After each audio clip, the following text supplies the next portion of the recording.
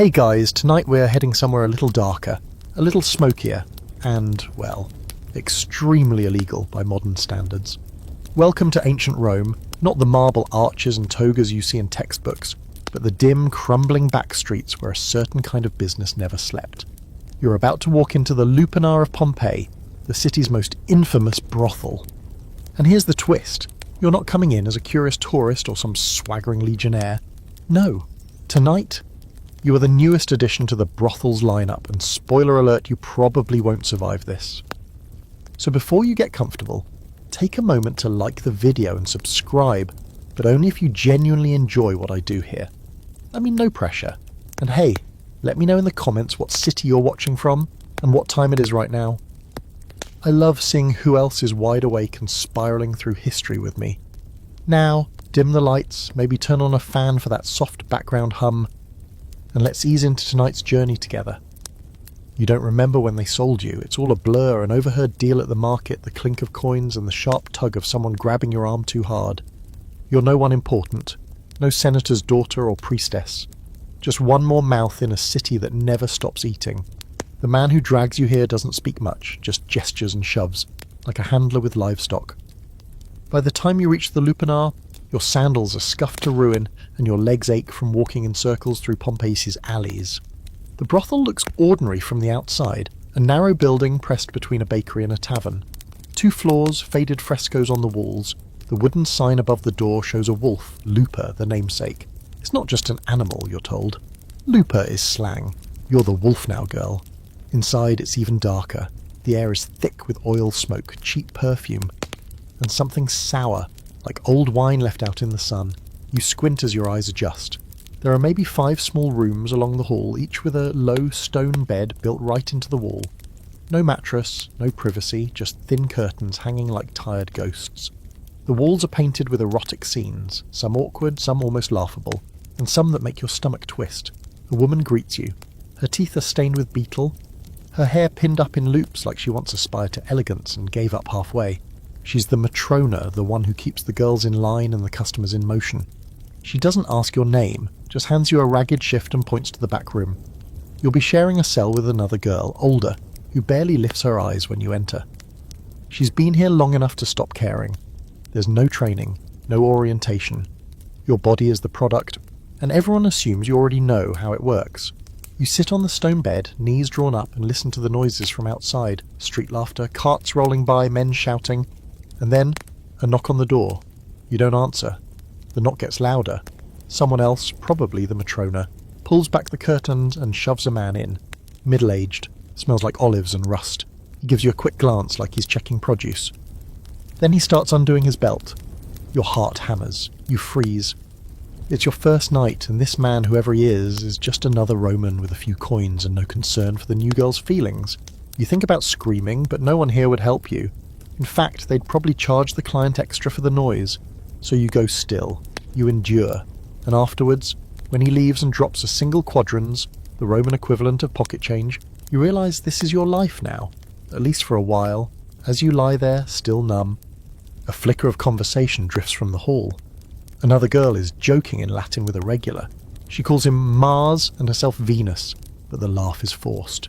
You wonder if that's how you'll sound in a week. The matrona passes by and tosses you a sponge soaked in water and wine. "Clean up," she says. "You've got 2 more before the hour's up." That's the moment you really feel it. The shift. You are no longer a person, not in the Roman sense. You're property, a function. A service listed quietly in the city's unwritten economy. The Lupanar doesn't close, even during festivals, even when Mount Vesuvius coughs smoke into the sky and the ground shakes. The men still come. Later that night you meet a few of the other girls. One used to dance in the forum.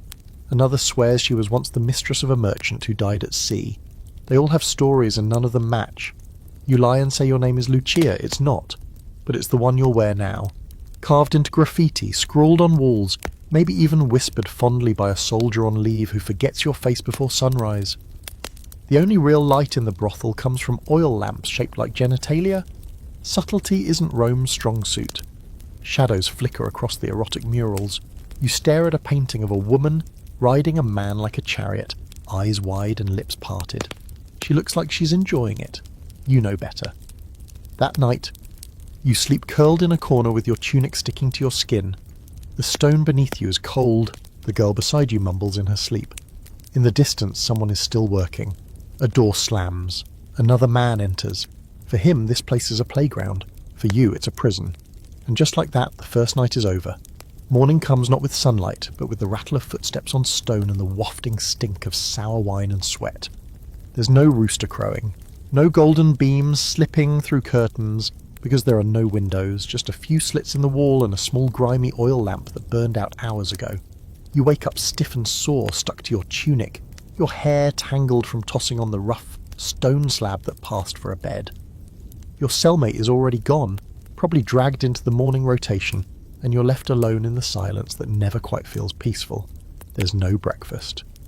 You chew a stale bit of barley bread left on a cracked plate, wash it down with water that tastes faintly of iron and brace yourself. The Matrona barks orders in the hallway, shouting in that half-mocking tone she always uses, too old to be one of you, too bitter to care. New girl, you're on the door today, smile or fake it. You step out into the central hall, where the first rays of the sun finally light up the frescoes, naked figures in impossible positions, all hips and limbs, wide eyes and open mouths. They are meant to entice. They also serve as a visual menu. The Matrona says tourists love it, especially the Greeks. They point to what they want, like ordering from a tavern. Today that could be you. Men begin to arrive. Most are low-ranking soldiers, labourers, dock hands. They smell like metal and sweat, their tunics stained with ash or oil. They've got calloused hands and cracked knuckles, and the look in their eyes isn't romantic. They don't care if you're new. In fact, that's probably why they're here. Your second client of the day is quick and bored. He doesn't even remove his sandals, just grunts and shuffles out without a word. You wipe your legs, try not to retch, and peek through the curtain. Outside, the street bustles with vendors yelling and children playing. It's jarring, so normal, so loud, while your world is small and thick with silence and sweat. You sit in the hallway with the other girls between clients. Some have been here for years. One, Claudia, has a laugh like broken pottery and eyes so sharp she can smell a liar from 2 rooms away. You'll get used to it, she says, passing you a chunk of dried fig. The trick is to leave your body behind. Let the men touch a shell, keep the rest hidden. You ask her how long she's been here. She shrugs. Since Augustus still had black hair. Then she smiles like it's a joke. It's not. That afternoon a man with coin arrives. A little cleaner, a little more confident. He asks for the new one, and your stomach clenches. The Matrona sends you up to the second floor. A bit nicer, slightly more space, fewer rats. This is where the higher-paying clients go. That should make you feel special. It doesn't. In the room, he offers you wine before anything else. You accept, not because you're thirsty, but because you're desperate to slow things down. The wine's spiced, thick, and possibly laced with something. Your tongue goes numb after a few sips. The man leans in and starts talking, not about you, of course, but about his wife, his promotions, his horse. You nod, you smile when you're supposed to, and when he reaches for your thigh, you retreat into Claudia's advice. Let the shell do the work. Keep the rest hidden. Afterward, he presses a silver denarius into your palm. It's more than you've ever held. The Matrona snatches it from you before you can blink. House cut, she says, flicking the coin into a wooden box by her belt. You'll get your share. You won't. Or if you do, it'll be in half-rotten bread or a new shift to replace the one that barely covers anything now. The idea that you're working for yourself is a myth here.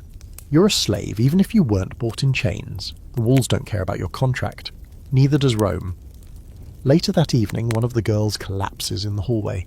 Fevered, shaking, eyes rolled back, the Matrona curses, calls for a bucket of water, and dumps it on her head.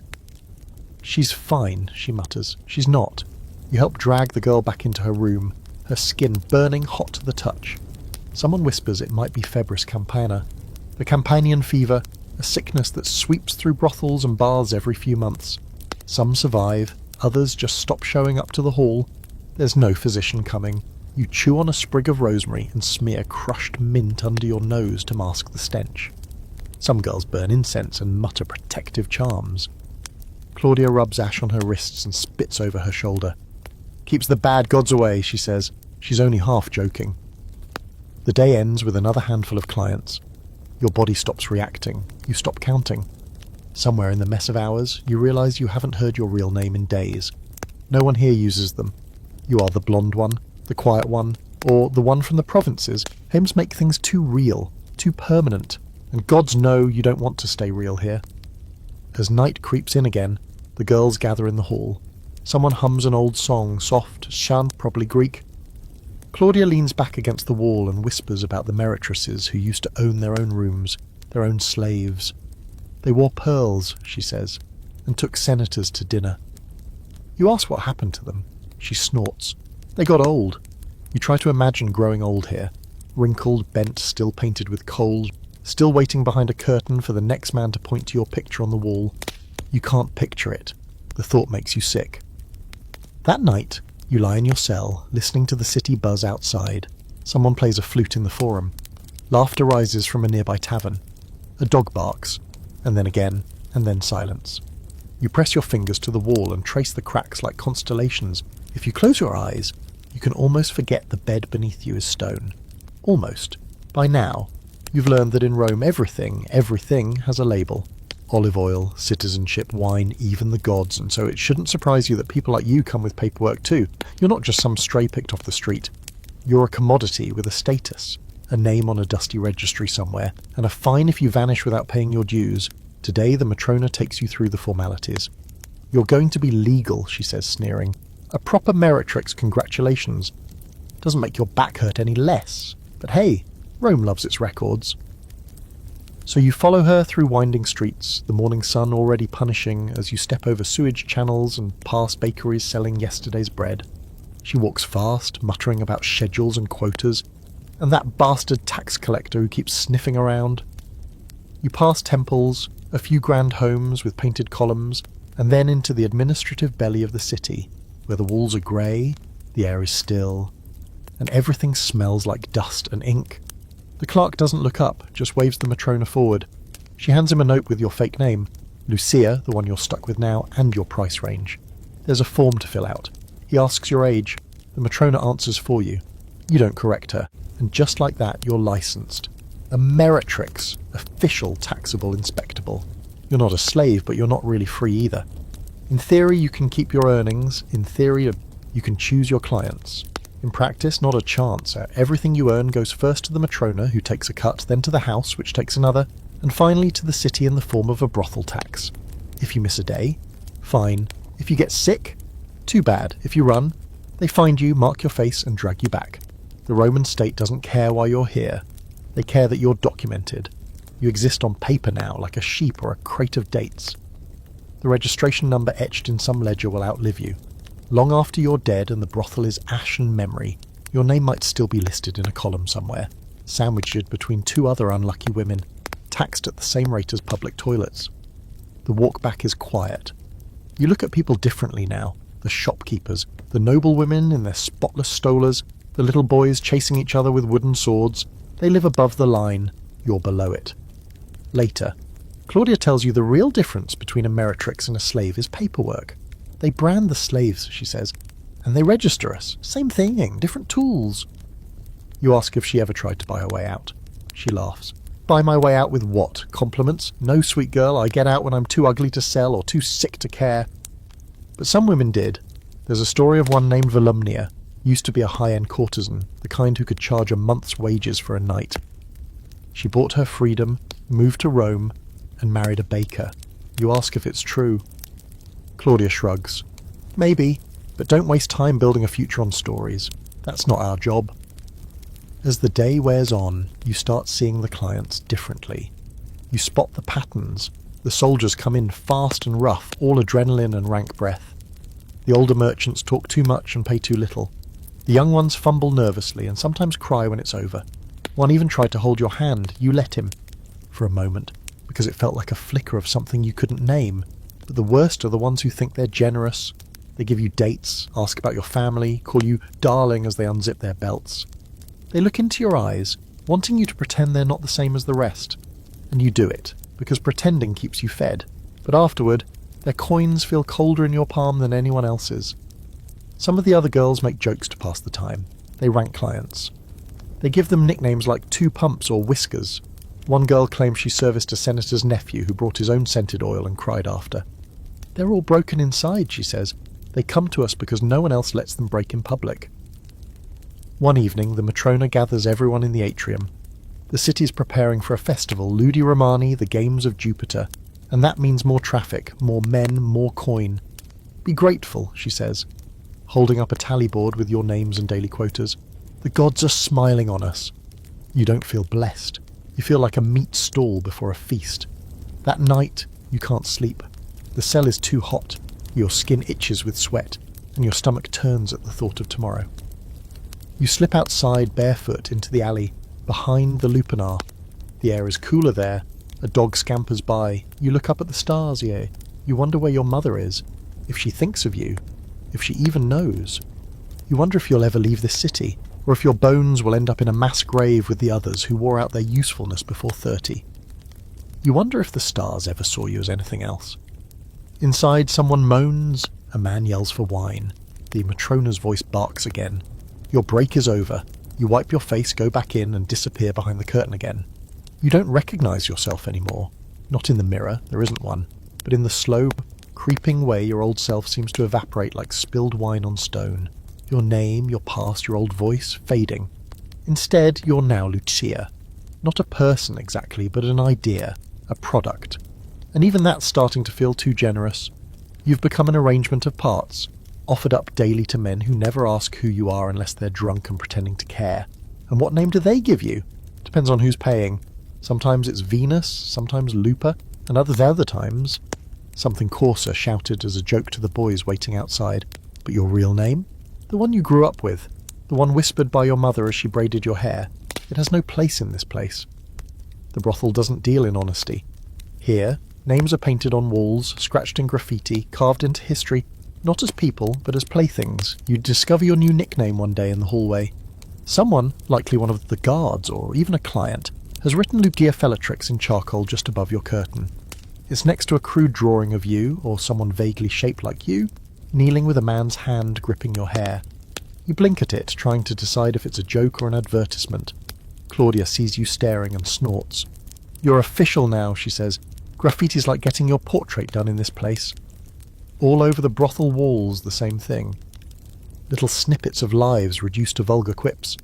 Marcia takes all comers. 5 asses, no teeth.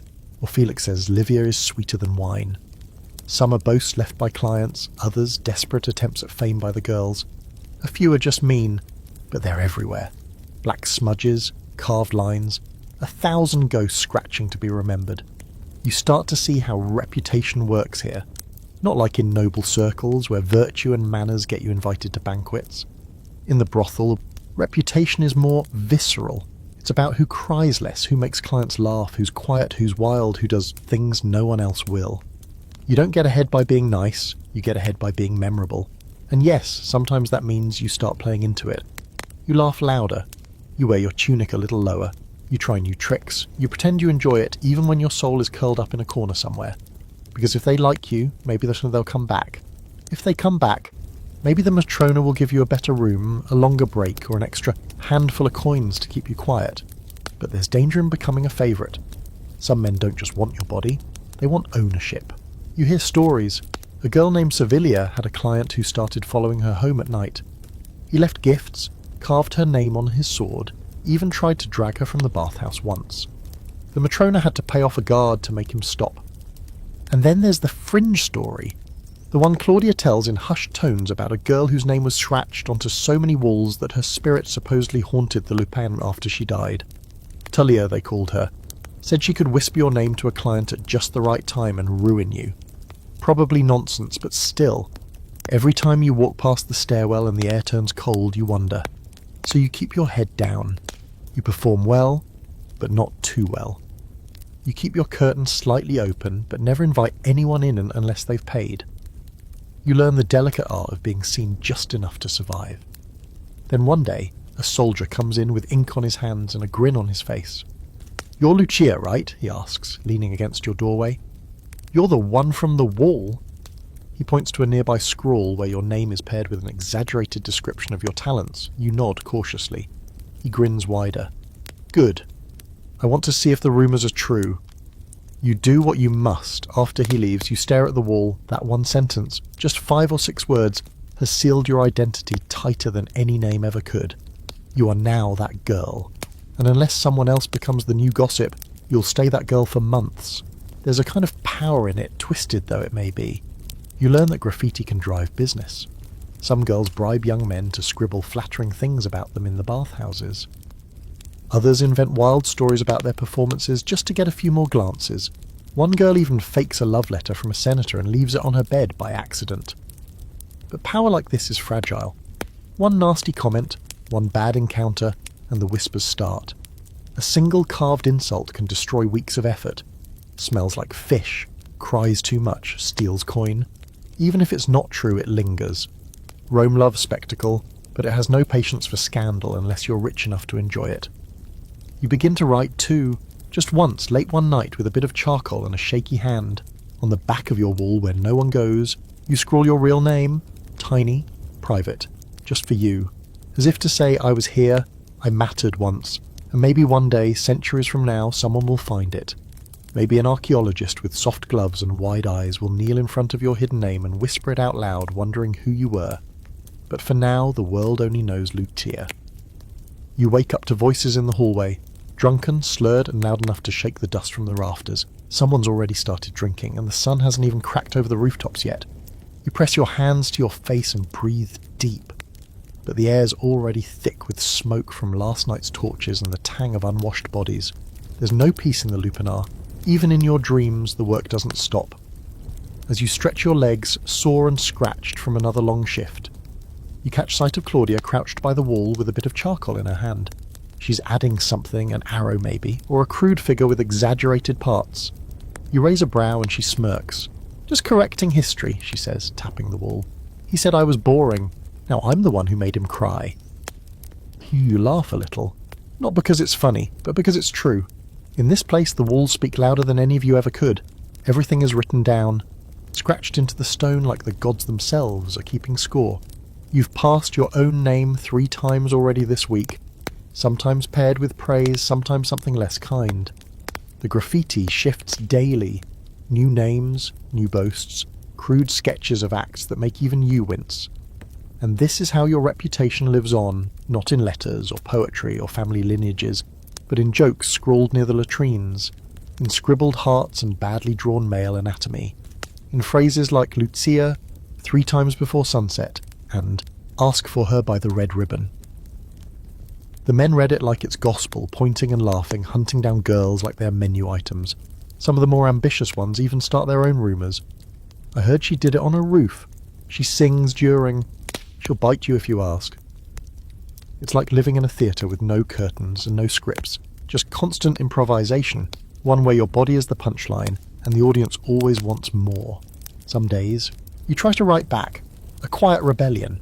You pick a spot no one looks at, a little corner near the door, and etch a reply. Lucia is tired. It's the truth. Not salacious, not clever, just tired. The next day, someone crosses it out and writes, still available. You stare at it for a long time, then laugh. A dry, broken sound. Claudia hears it and throws an arm over your shoulder. They don't want the truth, she murmurs. They want fantasy. You give them tired, they'll write over it. You give them fire and they'll burn for you. You learn how to play the game.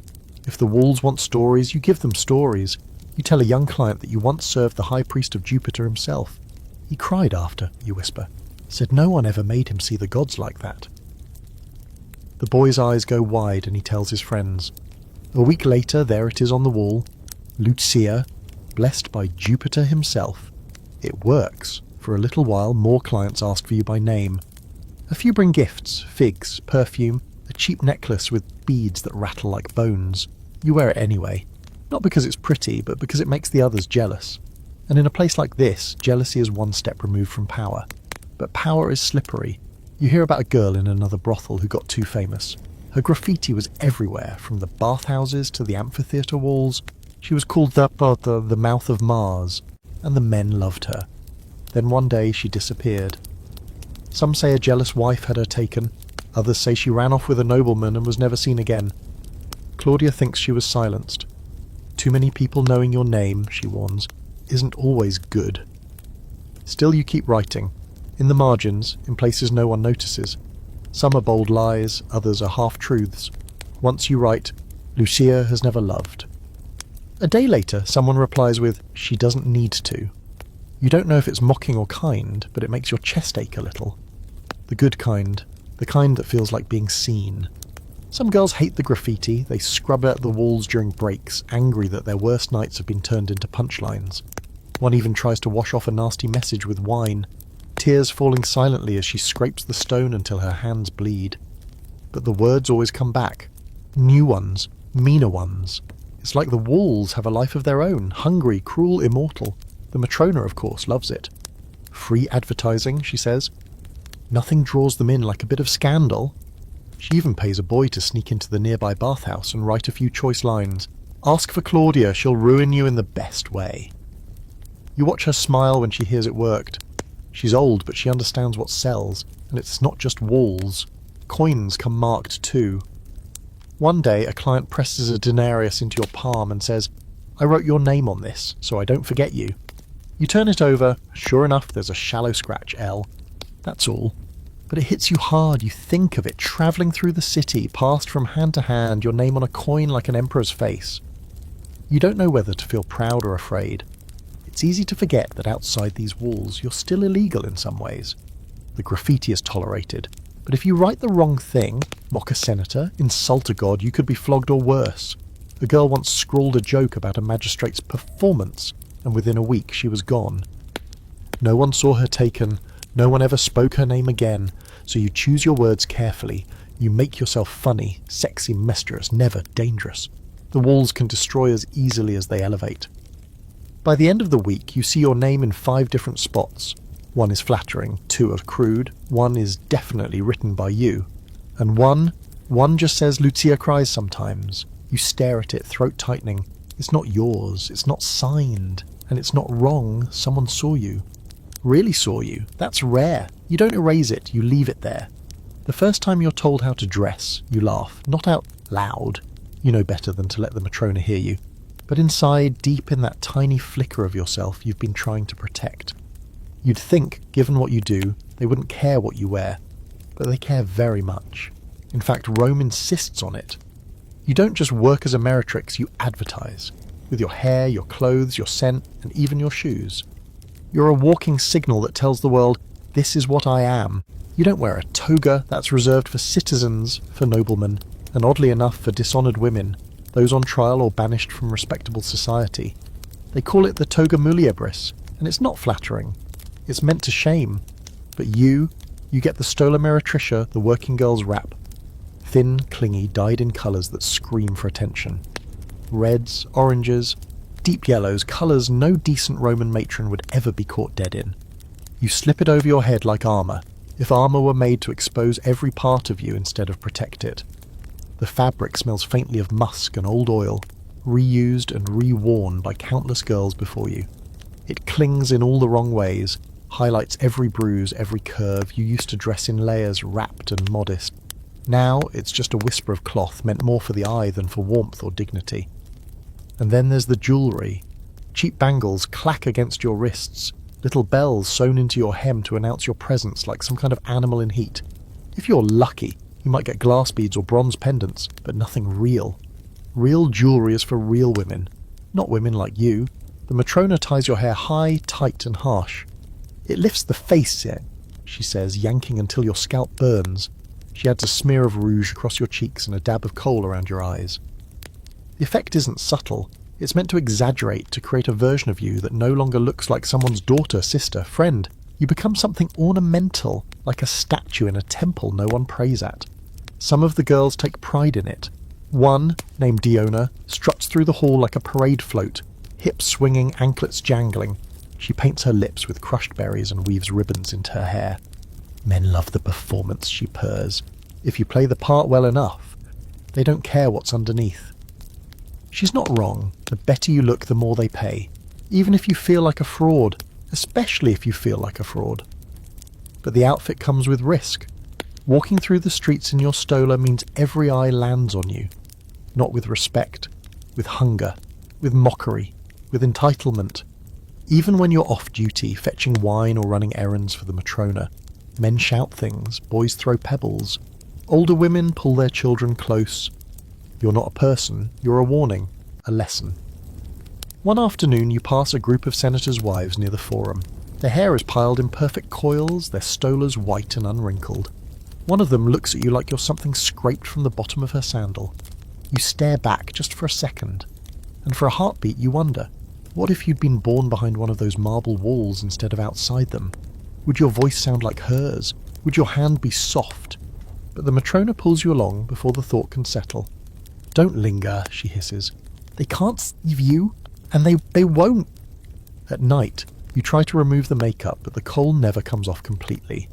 It clings to your lashes, smudges beneath your eyes, makes you look like you haven't slept in a century, which, to be fair, feels about right. You wash your stola in the same basin where you bathe, scrubbing the stains with ash and lye. The water runs pink. You don't ask whose it is. There's an ongoing joke among the girls that if you strip everyone naked and stand them in a line, you'd still be able to tell who's a meretrix. Not by the bruises or the posture, by the tan lines. The clothing cuts differently. The sun marks you differently, like the gods themselves want to make sure everyone knows. Claudia says that in the early Republic, prostitutes weren't required to dress a certain way. They blended in. But that changed fast.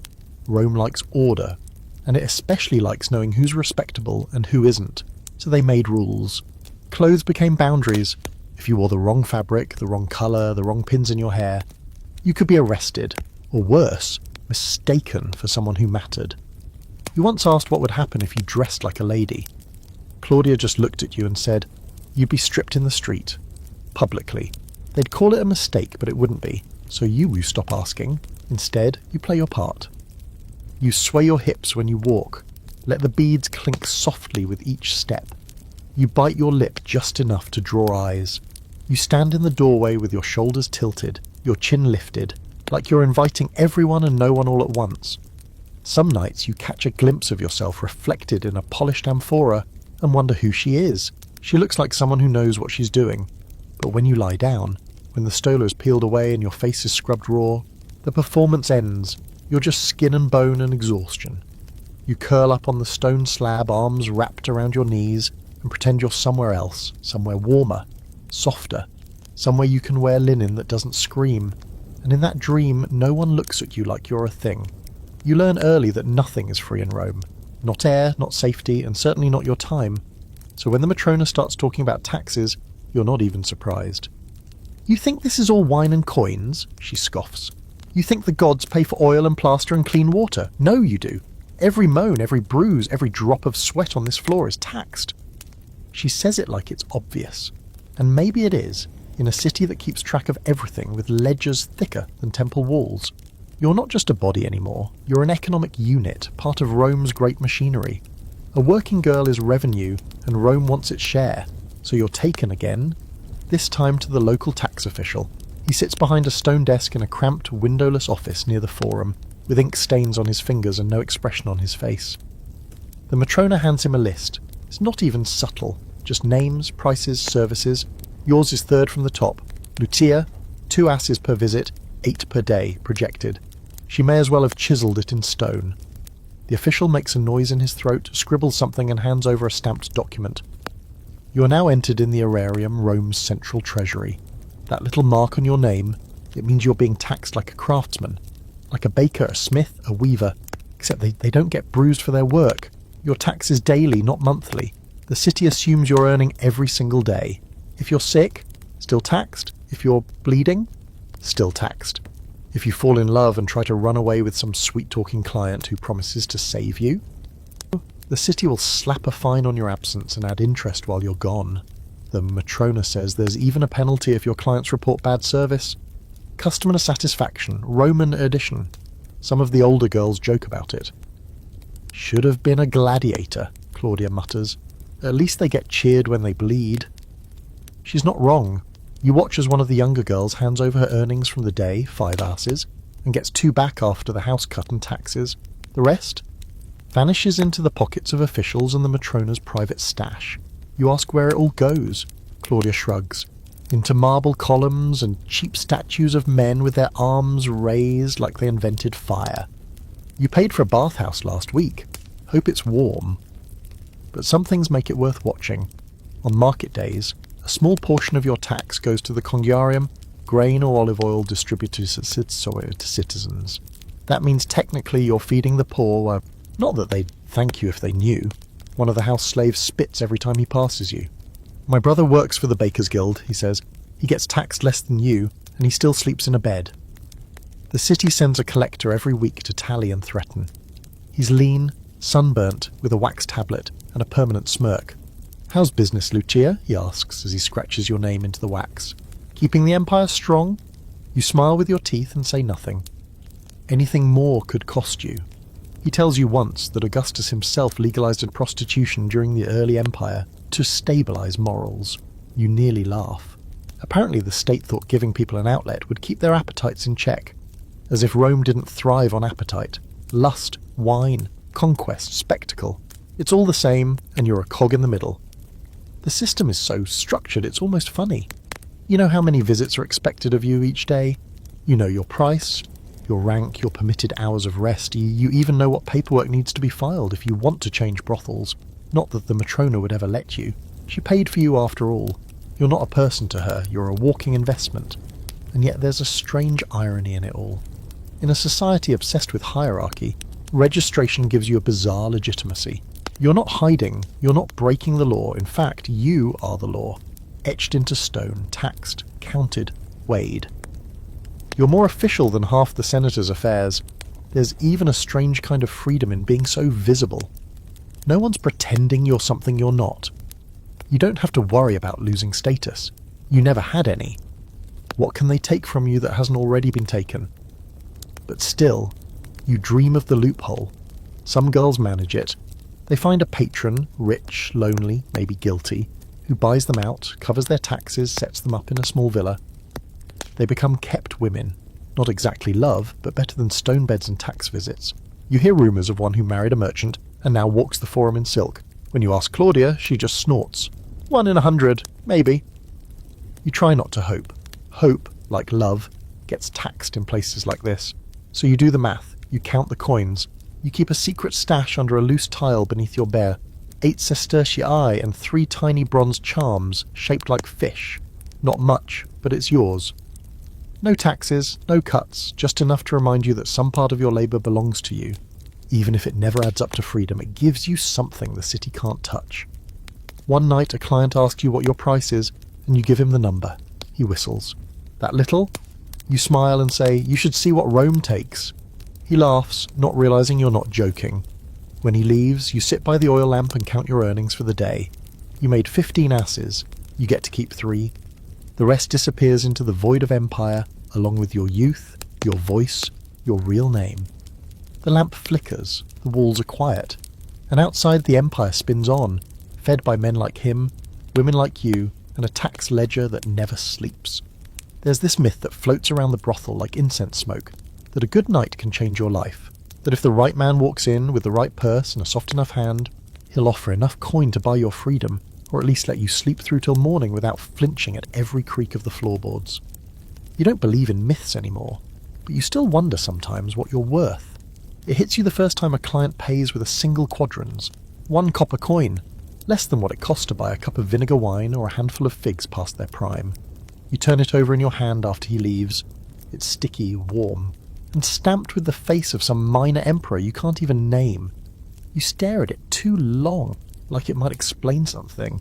Like it might say, "This is what your body's value is, this is what all that breath and bruising added up to." Claudia sees you looking at the coin and grins. "Oh, that's a high roller. You should have charged him 2 quadrantes for breathing so loud."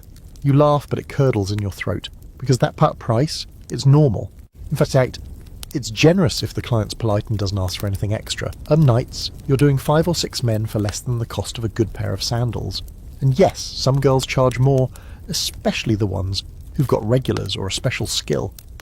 But most of you live in the realm of the cheap and forgettable, the kind of work that doesn't get written into poetry unless it's as a joke. And here's the twist. The pricing isn't even about you, not really. It's about competition, volume, reputation. The Lupanar has over a dozen girls on rotation, and the Matrona is ruthless.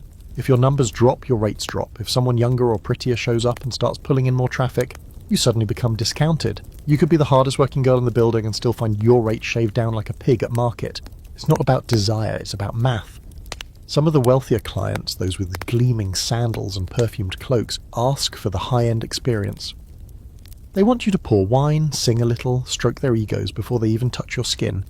Those clients pay more, maybe 5 asses, sometimes even a silver denarius if they're drunk or showing off. But those visits are rare. Most of the time it's farmers with sunburned forearms or soldiers on leave, sweaty and impatient, tossing a couple coins in your lap like they're feeding pigeons. There are, of course, options. You could try the street corners, stand outside the Sabura or near the public baths and call out your price to passers-by. Street girls sometimes make more in a single night than brothel girls do in a week. But it's a dangerous gamble. No walls, no curtains, no matrona to intervene if something goes wrong, just the wide open road and whatever finds you, there. One girl came back with her tunic torn and a split lip. Another didn't come back at all, so you stay inside, you work the same cell, you take what you can get. Some nights you lie about your price just to keep things interesting. 3 asses, you whisper to a client who only offers 2, but if you pay me 4, I'll pretend I like it. He laughs. He pays the 4, you don't pretend. The funny part is, you start to see yourself as a commodity too. You're constantly estimating your own worth, based on how many clients you've had, how sore your thighs are, how much coin you've stashed beneath that cracked tile. You start to think in numbers. You stop asking yourself if a client is kind or cruel. You ask how many asses he's got in his pouch and how fast you can be done with him. But there's always someone new to undercut you. A fresh girl arrives one morning, maybe 16, still soft around the eyes.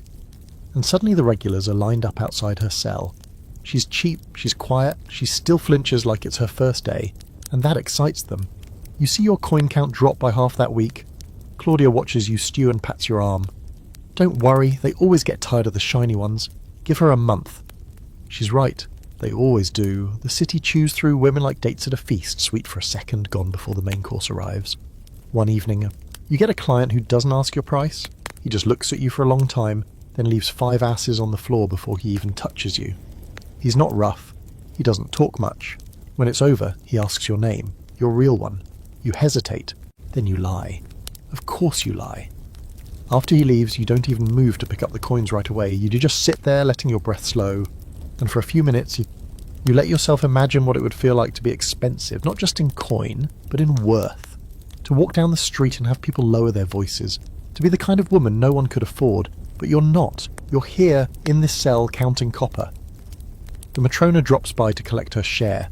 She doesn't even look at your face, just scoops up the coins and nods. A nice work, Lucia. Keep pulling in like this, and maybe I'll let you keep the tip next time. You nod. You smile. You say, of course. Because what else do you say when you've just sold your body for less than the price of a roast chicken? That night, you mark your new total under the tile. 28 asses saved. You're not sure what the goal is anymore. Freedom? A better room? A burial spot that isn't shared with 6 other forgotten girls? Or maybe it's just a number, something to count, something that proves you existed. The walls of your cell don't breathe, they're stone damp, and pitted like the skin of a dried fig. You wake to their chill every morning and you fall asleep pressed against them each night. The carved grooves and flaking lime your only constants. You've stopped calling it a room. It's a cella meretricia, a whore's cell, and the name fits like a bruise. Not quite a prison, but not far off. It's smaller than a storage closet in a nobleman's house. Just wide enough for the stone bed that juts out from the wall and a bucket you try to ignore unless you absolutely have to use it. The bed, if you can call it that, isn't soft. There's no mattress, no cushion, no linens unless you count the stained rag someone left behind a week ago. It's just bare stone, worn smooth by time and skin, shaped by 1,000 bodies that came before yours. You've learnt to lie in just the right curve so your spine doesn't scream after 10 minutes. Some of the other girls keep straw mats or folded tunics to pad their bones, but even those grow mouldy in the humidity. You'd ask the Matrona for one, but she'd just laugh and say, buy it yourself if you're earning. There's no door, only a heavy curtain that offers all the privacy of a whisper in a storm. Some curtains are silk, some are linen, some are just old blankets restitched into usefulness. Yours is striped, red and ochre, probably cut from a temple robe years ago. You pull it shut before clients enter, but it doesn't do much. Voices carry, grunts echo, and sometimes, if a man's loud enough or a girl is screaming, pleasure or pain, you hear everything. It sinks into the walls, into your bones. The lupanar itself is shaped like a fish hook, narrow and winding. 10 cells on the ground floor, 5 upstairs for clients with more coin or more shame. The stairway creaks like it's trying to confess something. The halls are lit by oil lamps shaped like genitalia. Charming if you're drunk, which most clients are. Every few feet the walls are decorated with frescoes. Not religious ones, those are for temples. These show contorted bodies locked in every position imaginable, with expressions that would make a statue blush. You recognise some of the girls in the newer ones. A few even posed willingly, hoping to boost their bookings. And then there are the gutters, hidden mostly. But when you know where to look, and when you've been made to clean them, you realise just how much the brothel bleeds. The waste drains through narrow channels carved beneath the floor and out into the alley behind the tavern. It's not just bodily waste. It's water from sponge baths, wine spills, blood, vomit, and worse. You've watched rats skitter through those channels like they own the place. Maybe they do. Rats don't pay taxes. Some of the girls decorate their cells. A flower tucked behind a crack in the wall. A worn idol of Venus on the ledge. One girl keeps a painted tile from her hometown. It's chipped and barely recognisable, but she says it used to show the sea. You have nothing of your own except a shard of pottery you once found near the latrines.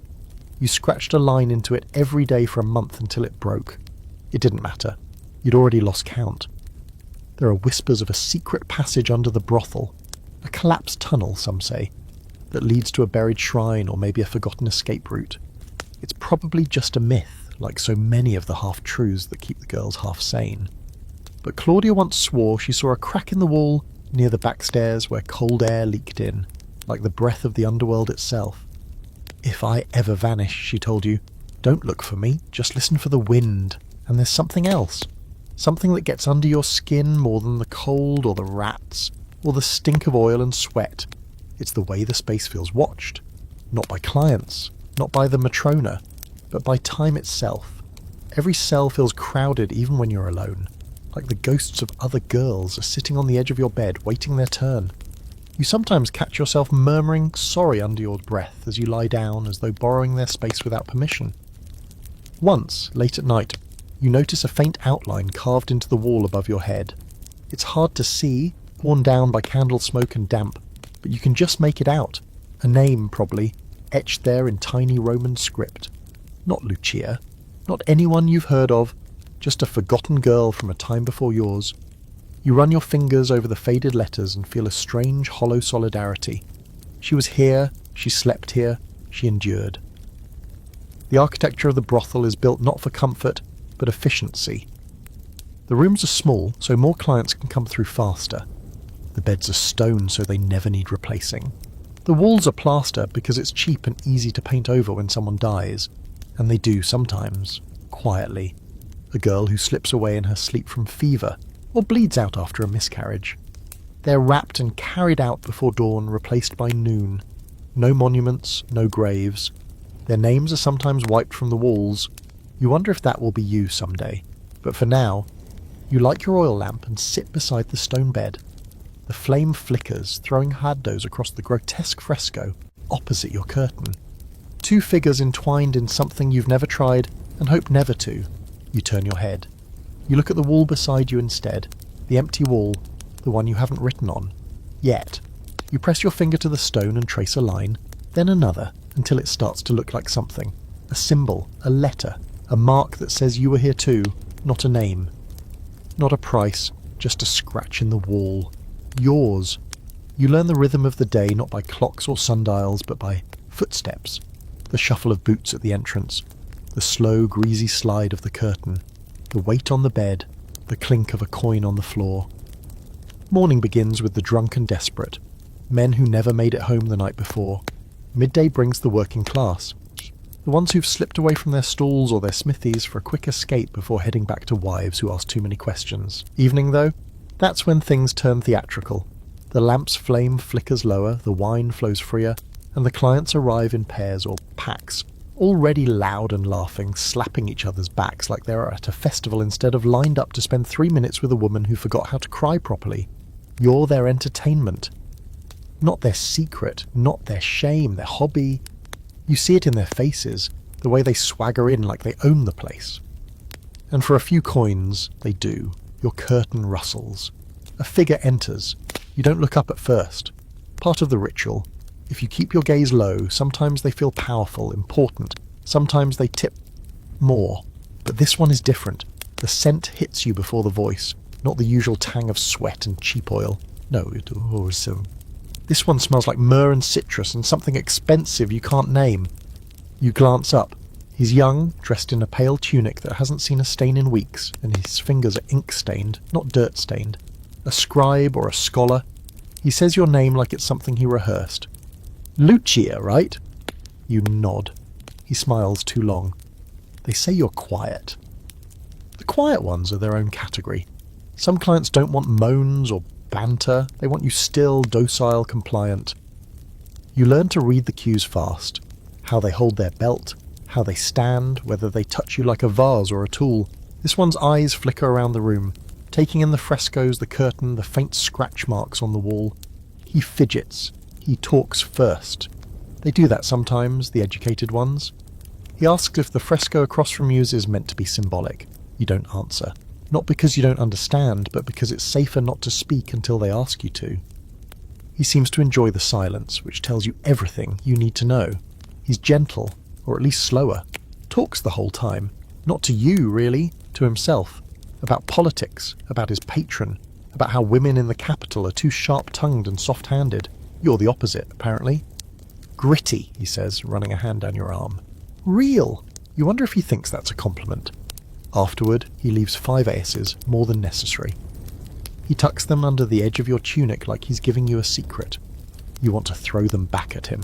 But you don't. You thank him. Of course you thank him. That's part of the role. And then, before he steps through the curtain, he says, "You should smile more." You lie back on the stone slab and stare at the ceiling. The lamp's flicker makes the fresco shadows dance, and for a moment the bodies painted on the walls look like they're breathing, laughing, mocking. You know every mural by now. There's one of a man and woman mid-embrace, her legs over his shoulders. Another of 2 men, clearly drunk, one holding a lyre and nothing else. They are meant to arouse, to suggest that this place is fun, that pleasure lives here, but pleasure's a ghost that never pays rent. Another man enters an hour later. This one smells like smoke and bread. A baker, maybe. He doesn't talk at all, just grunts and finishes before you even realise it started. Leaves 1 coin. You almost miss it. It's wedged between 2 cracks in the floor. You fish it out with your fingernail like you're picking at your own teeth. You wash between clients with a sponge and a little wine. Cheap sour stuff that stings your thighs if you're already raw. You pat yourself dry with a rag that used to be white. There's a basin in the corner, but the water's never clean. You don't complain. There are girls who've worked with less. Sometimes the soldiers come in full armour. Not to impress you, but because they don't bother to undress. You get tossed around like a sack of grain, your shoulder pressed against the stone wall, cheek to the plaster while they grunt behind you. They don't even bother pretending it's mutual. You're a hole, a placeholder for the woman they can't afford or the one who said no. Once, a legionary with a scar across his nose asks you to call him hero. You do, 3 times, he pays double, you hate that he's your highest tipper. Not all clients are cruel, some are just tired, lonely. One tells you about his mother's death, another about his failed crops. You become a confessional, the kind of woman they can unload everything onto without consequence. They tell you their secrets with one hand around your waist and the other gripping your hair. You nod, you listen, and you forget the words as soon as they leave. It's safer that way. And then there are the ones who think they're doing you a favour. Who talk to you like you should be grateful? If you were mine, one says, running his thumb along your jaw, I'd take you away from all this. You want to laugh in his face. You want to tell him how many girls believed that line and ended up pregnant, abandoned, or worse. But you smile instead, because the matrona is always watching, and because rent isn't paid in bitterness. At the end of the day, you sit in your cell and count the coins. 12 asses, 4 kept. You drop them into your stash beneath the tile and press your head against the wall. The rhythm continues. Curtain opens, man enters, coin drops. You don't know how long it's been since you had a night off. But if a night ever came without footsteps, without coin, without breath hot against your neck, you're not sure you'd know what to do. Maybe you'd still lie down, maybe you'd still keep the curtain cracked, just in case. There's a war happening in the air around you, not swords and shields, but smells. An olfactory battlefield.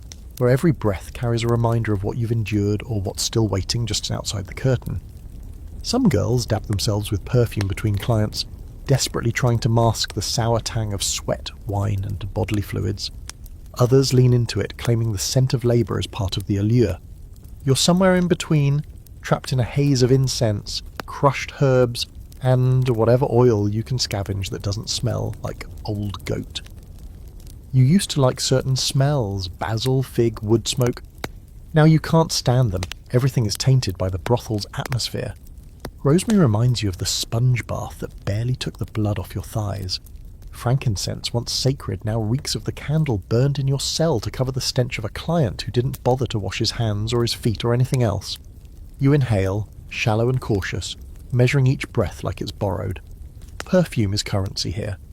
Real perfume, spikenard, saffron, cinnamon oil, is reserved for the high-class meretrices, the ones with patrons or rooms on the second floor with actual doors. Down here in the cheaper cells, you make do with what you can trade. A girl named Tertia smuggles in lavender steeped in vinegar and sells it by the drop. One drop behind the ear costs half an heirs. It's worth it. For those few minutes you smell like a person who might have been kissed for love once. The Matrona keeps a stash of cheap oil behind the counter, poppy, myrtle, and something she insists is imported from Hispania, but smells suspiciously like rancid lard. She'll loan it to you before a festival, or if the wealthy client's expected. You smell good, you earn better, she says, waving the stopper under your nose like it's sacred. The moment she walks away, you gag and wipe it off with the edge of your tunic. It's not just perfumes and oils, though. There are other ways to shift your body into something more tolerable.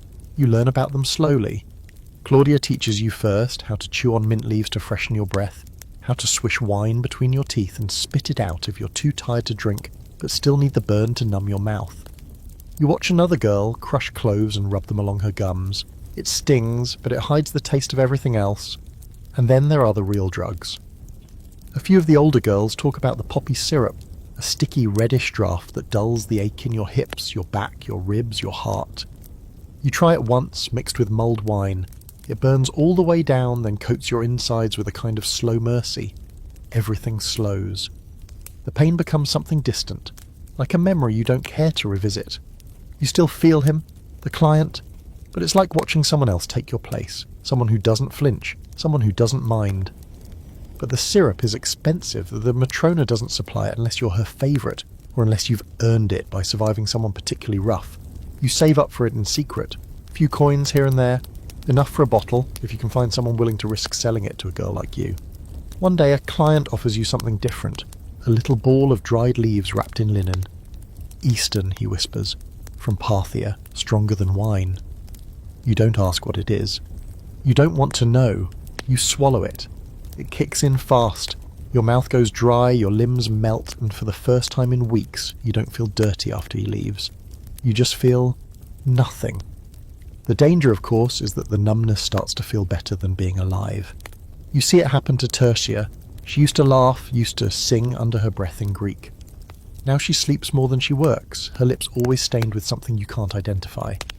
The Matrona lets her be for now. But when the clients start asking for someone else, that'll change. No one gets to rest forever. Still, you understand the temptation. Anything to make the days blur, anything to take the edge off. You've tried herbs to delay your bleeding, juniper, rue, sometimes even pennyroyal if someone can sneak it in. None of it works reliably. You've given up trying to control your body. Now you just focus on surviving it. The Matrona starts selling rosewater on the side. It's diluted. Barely more than perfumed water, but it smells better than anything else you've got. You splash it on your wrist before each client. They never notice. It's not for them. It's for you. A tiny moment of control. A trick to convince yourself that you're still human under the grime. You remember the first time you wore real perfume. Not here, not in this life, long ago, maybe when you were 12 at a festival in your village. Your mother rubbed crushed violets behind your ears. You felt like a princess, a holy offering. Men smiled at you like you were the sun. Now, when men smile at you, it's a warning. There's a fringe theory one of the girls believes, that certain oils make you more alluring, that if you rub your neck with cinnamon bark and thyme, men fall harder, faster. She learned it from an Egyptian priestess, she says. The other girls laugh, but she swears by it. Claims she had a senator return 3 nights in a row because of that smell. He said I reminded him of his childhood, she adds. What does that say about him? You wonder what memories you trigger. You hope none. Some clients bring their own oils, their own scented candles, like they're trying to convince themselves the brothel is a villa, and you're a mistress, not a necessity. One brought saffron oil once, the real kind.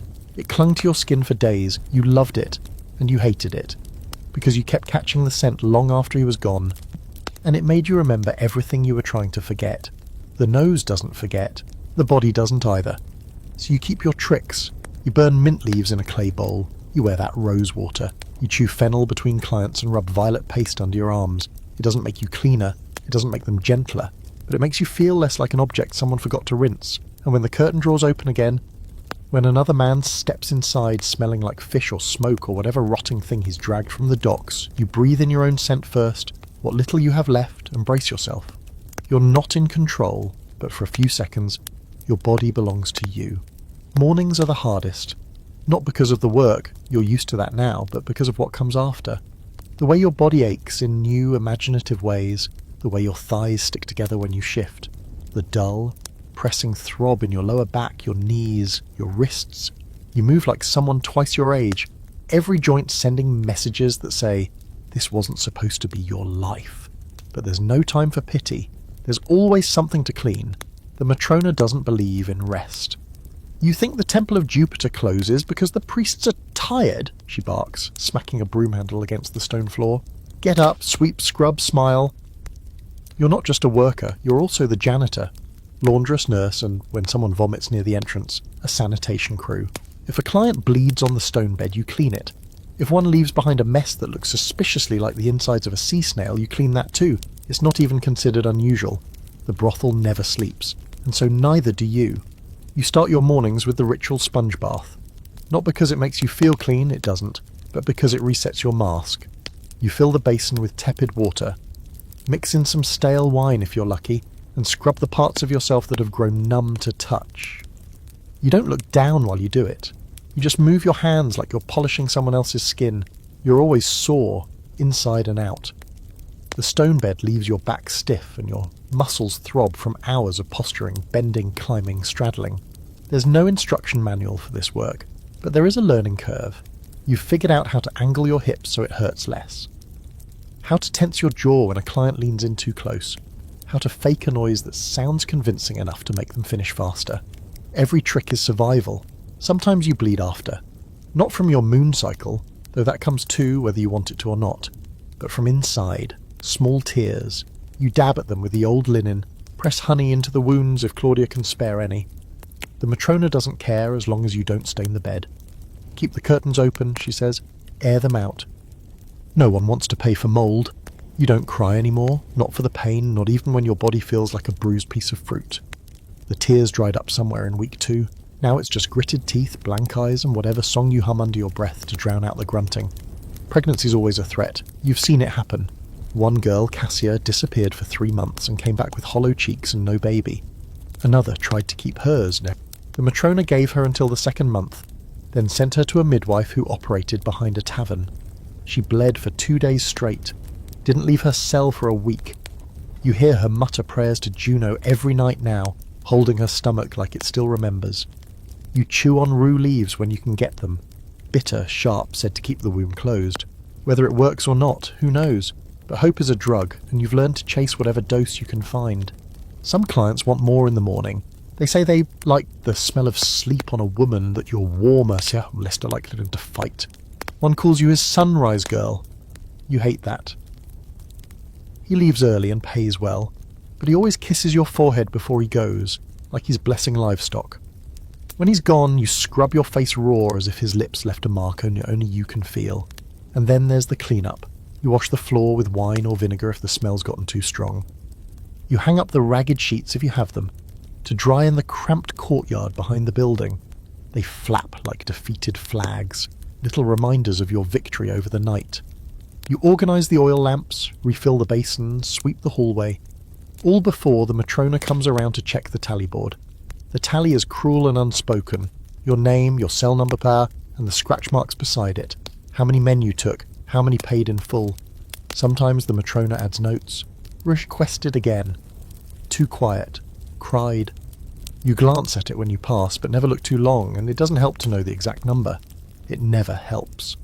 By midday, the city outside is fully awake. The brothel walls are thick, but you can still hear life moving on without you, the creak of carts, the shouting of vendors, the chatter of noble women passing by. You smell fresh bread, roasted lamb, ripe figs. None draw, it is yours. You get a crust of old barley loaf and a cup of sour water if the Matrona remembers. You eat sitting on the edge of the stone bed, legs dangling, curtain drawn halfway like it makes a difference. The bread sticks to your throat, but it's food. You tell yourself it tastes good. You tell yourself this means you're still alive, then you lie back for a moment. Just a moment. The stone is warm from the sun sneaking through the top of the wall. Your body still hurts, but less than it did yesterday. That counts for something. You place a hand on your stomach, flat, empty. You count your breaths. You remember, vaguely, what mornings used to feel like, how your mother would boil lentils, how the smell would drift through the house, how your father hummed while cleaning tools. You miss the sound of birds. You haven't heard a bird in weeks. Just the clink of coins and the rustle of the curtain. The Matrona yells your name. A client is waiting. You roll to your feet. Your joints crack. You wipe your mouth with the back of your hand, pinch your cheeks for the colour, and pull the curtain back with a smile. It's showtime. Again. By your third month in the lupanar, you begin to notice the strange rituals girls do before they work. Not the obvious ones like adjusting their hair or applying soot to their lashes, but the quiet, hidden ones. Claudia always taps the edge of her stone bed 3 times before a client enters. Tertia whispers a name under her breath. Someone long dead or long gone. Another girl, Priska, tucks a tiny bone charm under her breastband before every shift. To keep away the demons, she says, eyes wide, voice flat. You start to realise that what you're part of here isn't just a business. It's a kind of religion. Sex and superstition are inseparable in ancient Rome. They always have been. And in this place where bodies are currency and the veil between pleasure and pain is paper thin, the line between act and ritual blurs quickly. You hear whispers about girls who burn specific herbs before a shift, wormwood for stamina, laurel to keep death away. Some even smear their doorframes with ash and spit, muttering spells taught to them by grandmothers or old kitchen slaves. You think it's silly at first. Then one night after a particularly rough visit, you find yourself kneeling by your oil lamp, asking Jupiter for strength and Venus for mercy. You don't know which of them answers. But you wake up the next morning and still draw breath, so maybe that's enough. You start picking up the habits yourself. Drop of wine poured onto the floor before your first client. A whispered phrase in your mother's dialect, something like, clean beds and closed wombs. You press your thumb to the wall 3 times in a row, slowly, like it's a key unlocking some invisible door. Do you believe any of it? You're not sure, but you believe in muscle memory, in habits that keep your mind from breaking. The Matrona encourages it oddly, not out of faith but practicality. If you think the gods are helping you, she says, you'll scream less and earn more. She keeps a cracked statuette of Venus Genitrix near her desk, breasts polished smooth from years of desperate fingers. The girls touch it for luck. You've seen even the most sceptical ones do it. Those who laugh at omens still bow their heads before a tough client. There's a chamber behind the lupanar, a tiny smoke-blackened room with a low ceiling and a niche carved into the wall. Inside it is a soot-dark idol, Venus or maybe some older, wilder goddess. No name, no inscription, just 2 stubs for arms and a swollen belly. The girls leave offerings, petals, bits of bread, broken jewellery, even drops of blood. Not sacrifices exactly, tributes. A quiet please, a whispered watch over me. One girl swears by sex magic. Not the kind you read about in temple scrolls, but the old, whispered stuff. If you say his name 3 times while he's inside you, she says, he'll never forget you. He'll dream of you. Come back, pay more. Sophie, she teaches you the words to a cell passed down from an Etruscan nursemaid. Something about moonlight and olive oil. You try it once, murmuring a client's name as you dig your nails into his shoulder. He doesn't even flinch. He never returns. So you stop casting spells for love. Instead, you shift your magic to protection. Little charms to keep disease away. Prayers to keep fertility locked tight. A coin buried in the threshold for luck. You even draw symbols beneath your bed in crushed charcoal, Moko circles and triangles, marks that mean nothing to the Matrona, but make you feel watched by something other than men. There's an older girl, long since retired from working, but still around, still sweeping floors and whispering to shadows. They call her Sibylla, like the oracles. She sits near the hearth, stringing dried beans on twine, and says she used to dream true dreams. She tells fortunes with pigeon bones and always knows when someone is about to leave or die or vanish without a trace. You ask her, once, what she sees in you. She looks you up and down, nods slowly and says, "You'll last longer than most, but not forever." You ask if that's good or bad. She shrugs. The ones who leave early don't always go in a cart. It's not all doom and gloom, though. Some of the rituals feel beautiful. When one of the girls finishes a night with a wealthy client, she paints a red dot between her eyes with berry juice, a sign that she was chosen, if only briefly. On Venus's feast day, you all wear flowers in your hair. Even the Matrona sets out wine and cakes, and no one works until noon. For a few hours, the brothel feels like a temple. You dance, you laugh, you pretend the coins on the floor are offerings, not payment, but it never lasts. The gods, if they're watching, don't linger here long. The magic fades quickly. By sundown, you're back behind the curtain, counting breaths and hoping your charms hold. You keep a small pouch hidden beneath your shift now, tied close to your waist. Inside are your tiny protections. A bit of iron, a scrap of blue cloth, a shard of glass you're convinced glows slightly in the dark. No one touches it, not even the Matrona. She thinks it's just your monthly rags. You let her think that. Let everyone think that. Because even if the pouch holds nothing more than old junk, it feels like armour. You still whisper the words when you light your lamp. You still tap your bed 3 times before lying down. You still press your lips to the cold wall when the clients are loud and cruel, murmuring nonsense syllables in a language no one else remembers. They're not prayers anymore, not really. They're survival spells. The magic doesn't save you, but it gives you a rhythm, a ritual, something that is yours alone. And in a world where your body has become everyone else's property, that might be the most sacred thing you have left. It starts with a scream. Not yours, someone else's. One of the newer girls, too fresh to know how loud is too loud. The sound cuts through the hallway like a whip crack, bouncing off the frescoed walls, winding through the stone corridors like smoke. You freeze. Everyone does. Even the Matrona, halfway through her 3rd cup of vinegar wine, turns her head toward the noise and mutters, "Not again." Violence is part of the trade. That's what you were told, expected even. Not every client wants tenderness. Not every man pays for comfort. Some pay for the opposite. For pain, for control, for the feeling of being a god in a world that treats them like mud. And here in the Lupanar there are few limits. Consent is an airy word. Laws, even airier. When a man walks in with money, he walks in with power. How he uses it is his business. You've had your share of those types. The ones who grip too hard, leave bruises you have to hide under perfume and lies. The ones who like to press their thumbs into your throat just to see how long you can hold your breath before your eyes flutter. The ones who ask, "You don't mind a little pain, do you?" and then don't wait for the answer. Some are careful at least. They pay more. They offer you a swig of wine before they begin. But others are animals. The girl screaming now, her name is Livia. She's new, barely old enough to bleed. She arrived 2 weeks ago, bought from a poor family in the countryside who probably thought they were giving her a better life. The Matrona said she was ripe for business. The clients agreed. She hasn't stopped shaking since she arrived. You move toward her cell, but the Matrona blocks you with an outstretched arm. Don't. You'll just make it worse. You want to scream back. How could it be worse? But you don't.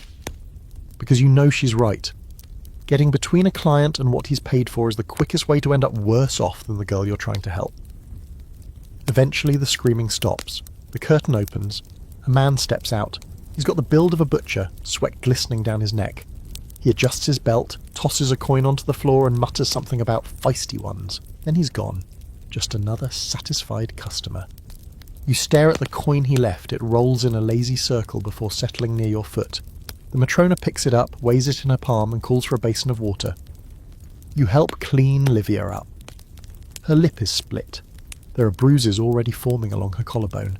Her eyes are vacant, like someone pulled the soul from her body and forgot to return it. You sponge her down gently.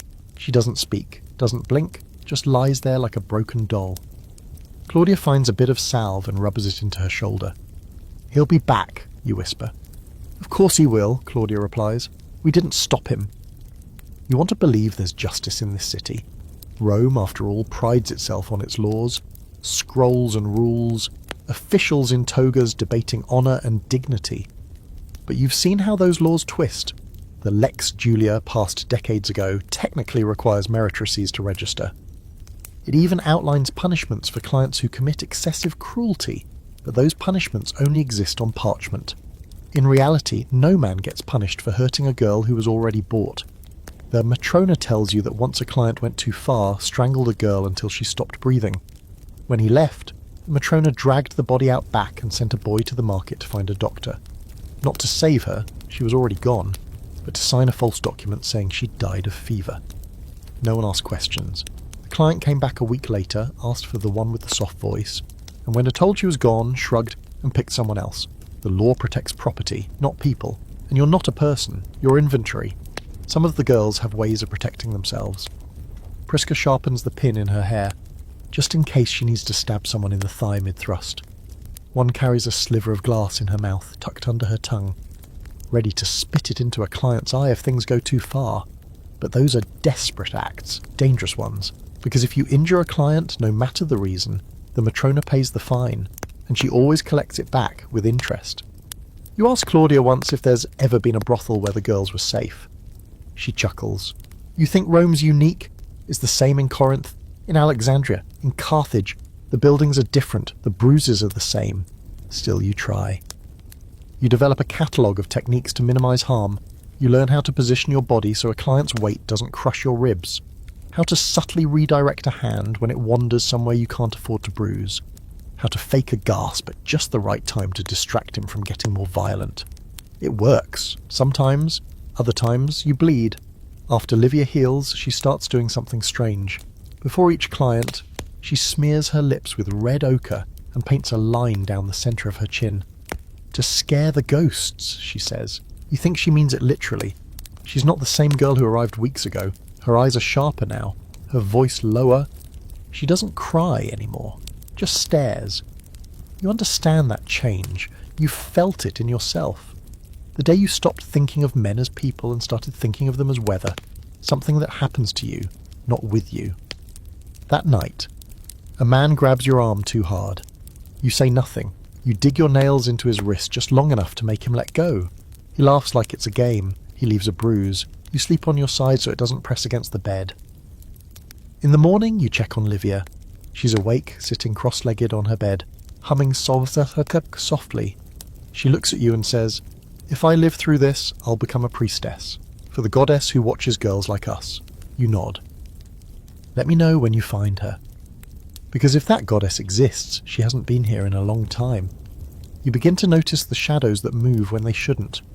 Not ghosts, those you've made peace with, but real people, slipping through hallways they aren't meant to be in, exchanging glances too quickly to be innocent.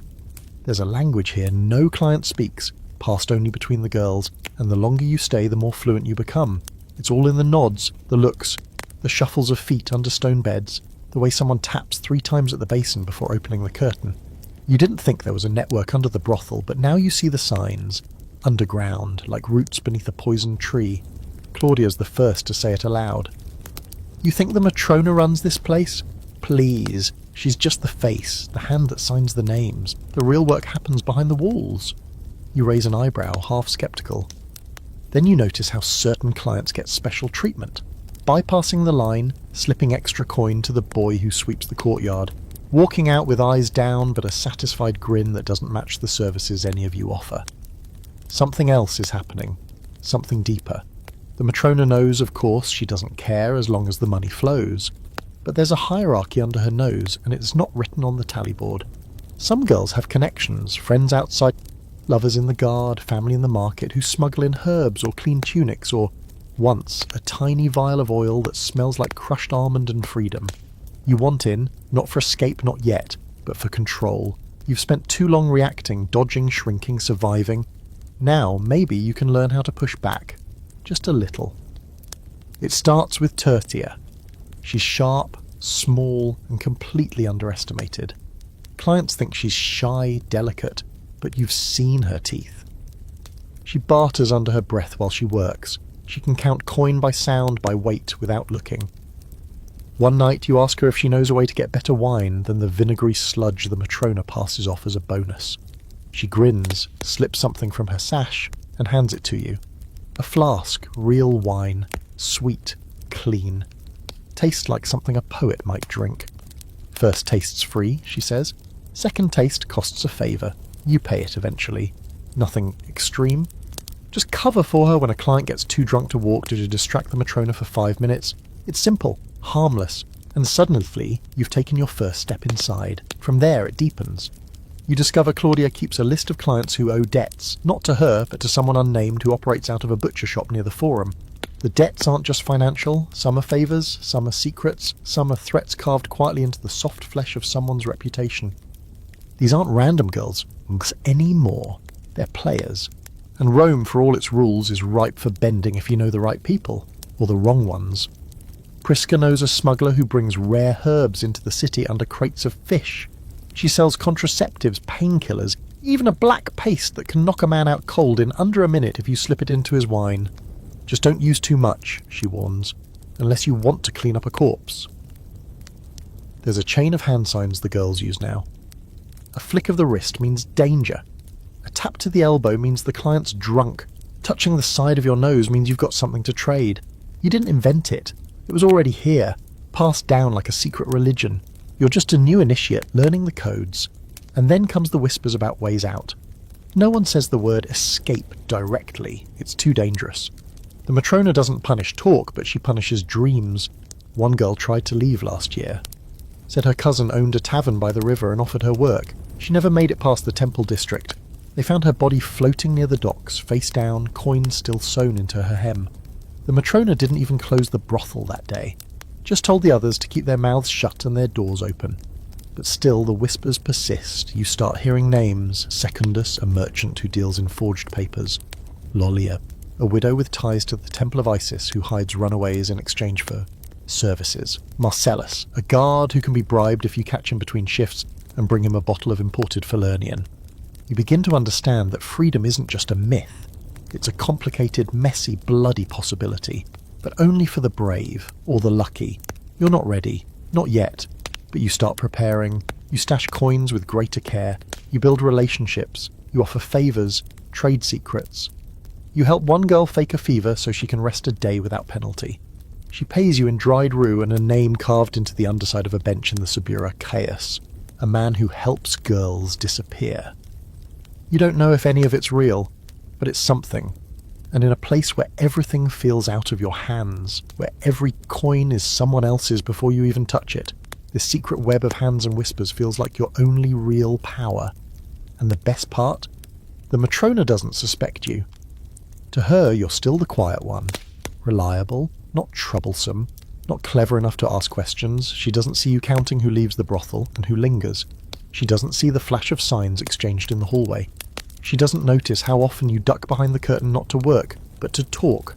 The network is alive, not formal, not spout, but it's there, pulsing through the brothel like a second bloodstream.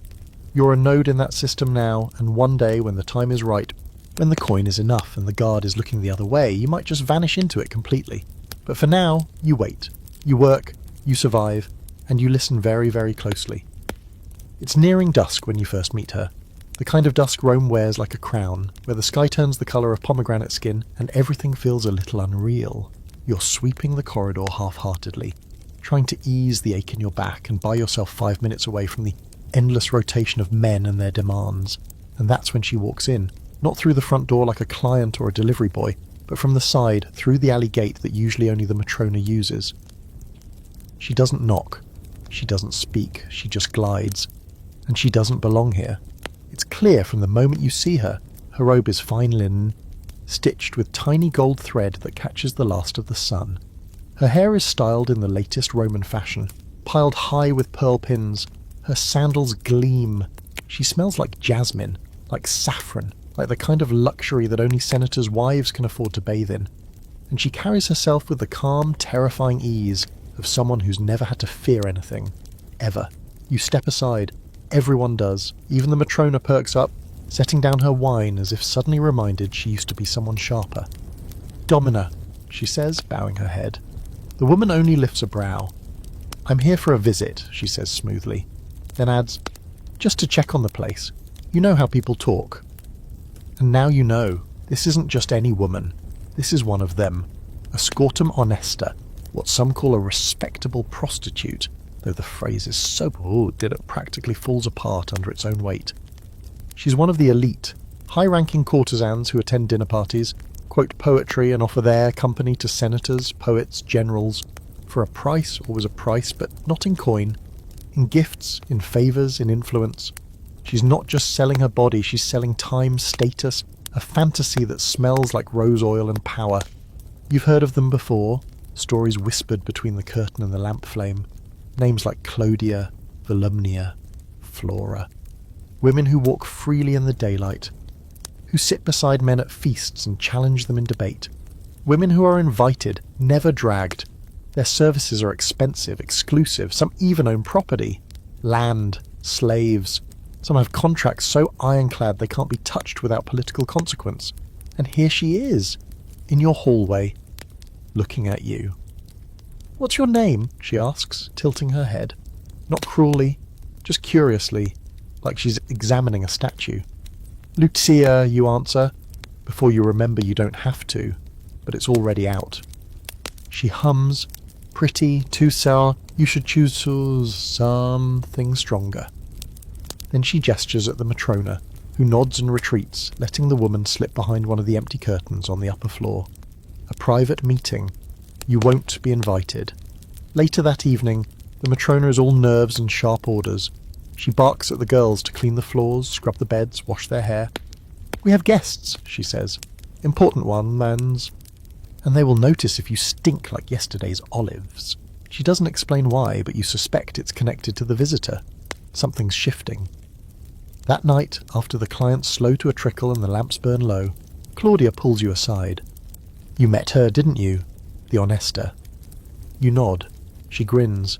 Her name's Nemea, Greek. Born free, they say. Speaks 4 languages. Had a poet executed once for insulting her dress at a banquet. You blink. Executed? Or exiled? Same thing, really. When you're that expensive, the rules bend around you like reeds. You try to imagine what it feels like to be chosen, not picked off a list, not pointed at like fruit in a market stall, but invited. Offered wine first, given a name, a seat, a voice. You try to picture yourself at one of those banquets, reclining beside silver plates and wine that doesn't smell like vinegar. You fail, because that life is miles from yours, wrapped in layers of privilege and connections you'll never touch. And yet, Nemea saw you, asked your name, and that flicker, that small dangerous flicker, lights something in your chest you didn't know was still there. Ambition. You ask Claudia if any girl from the Lupin has ever become a scortum honesta. She shakes her head. Not from here. This place is for the bottom feeders. But other girls? One's born free with wit and charm and maybe a father who died too soon. They can climb, if they know how to play the game. You ask what kind of game, Claudia snorts. The long one, where you say no until the offer is high enough. Where you read, flirt, learn names, remember who's fighting who in the Senate. Where you're not just a body, but an investment. You go quiet after that, because what she's describing sounds a lot like something you could want. And the more you watch Nemea, the more you see it.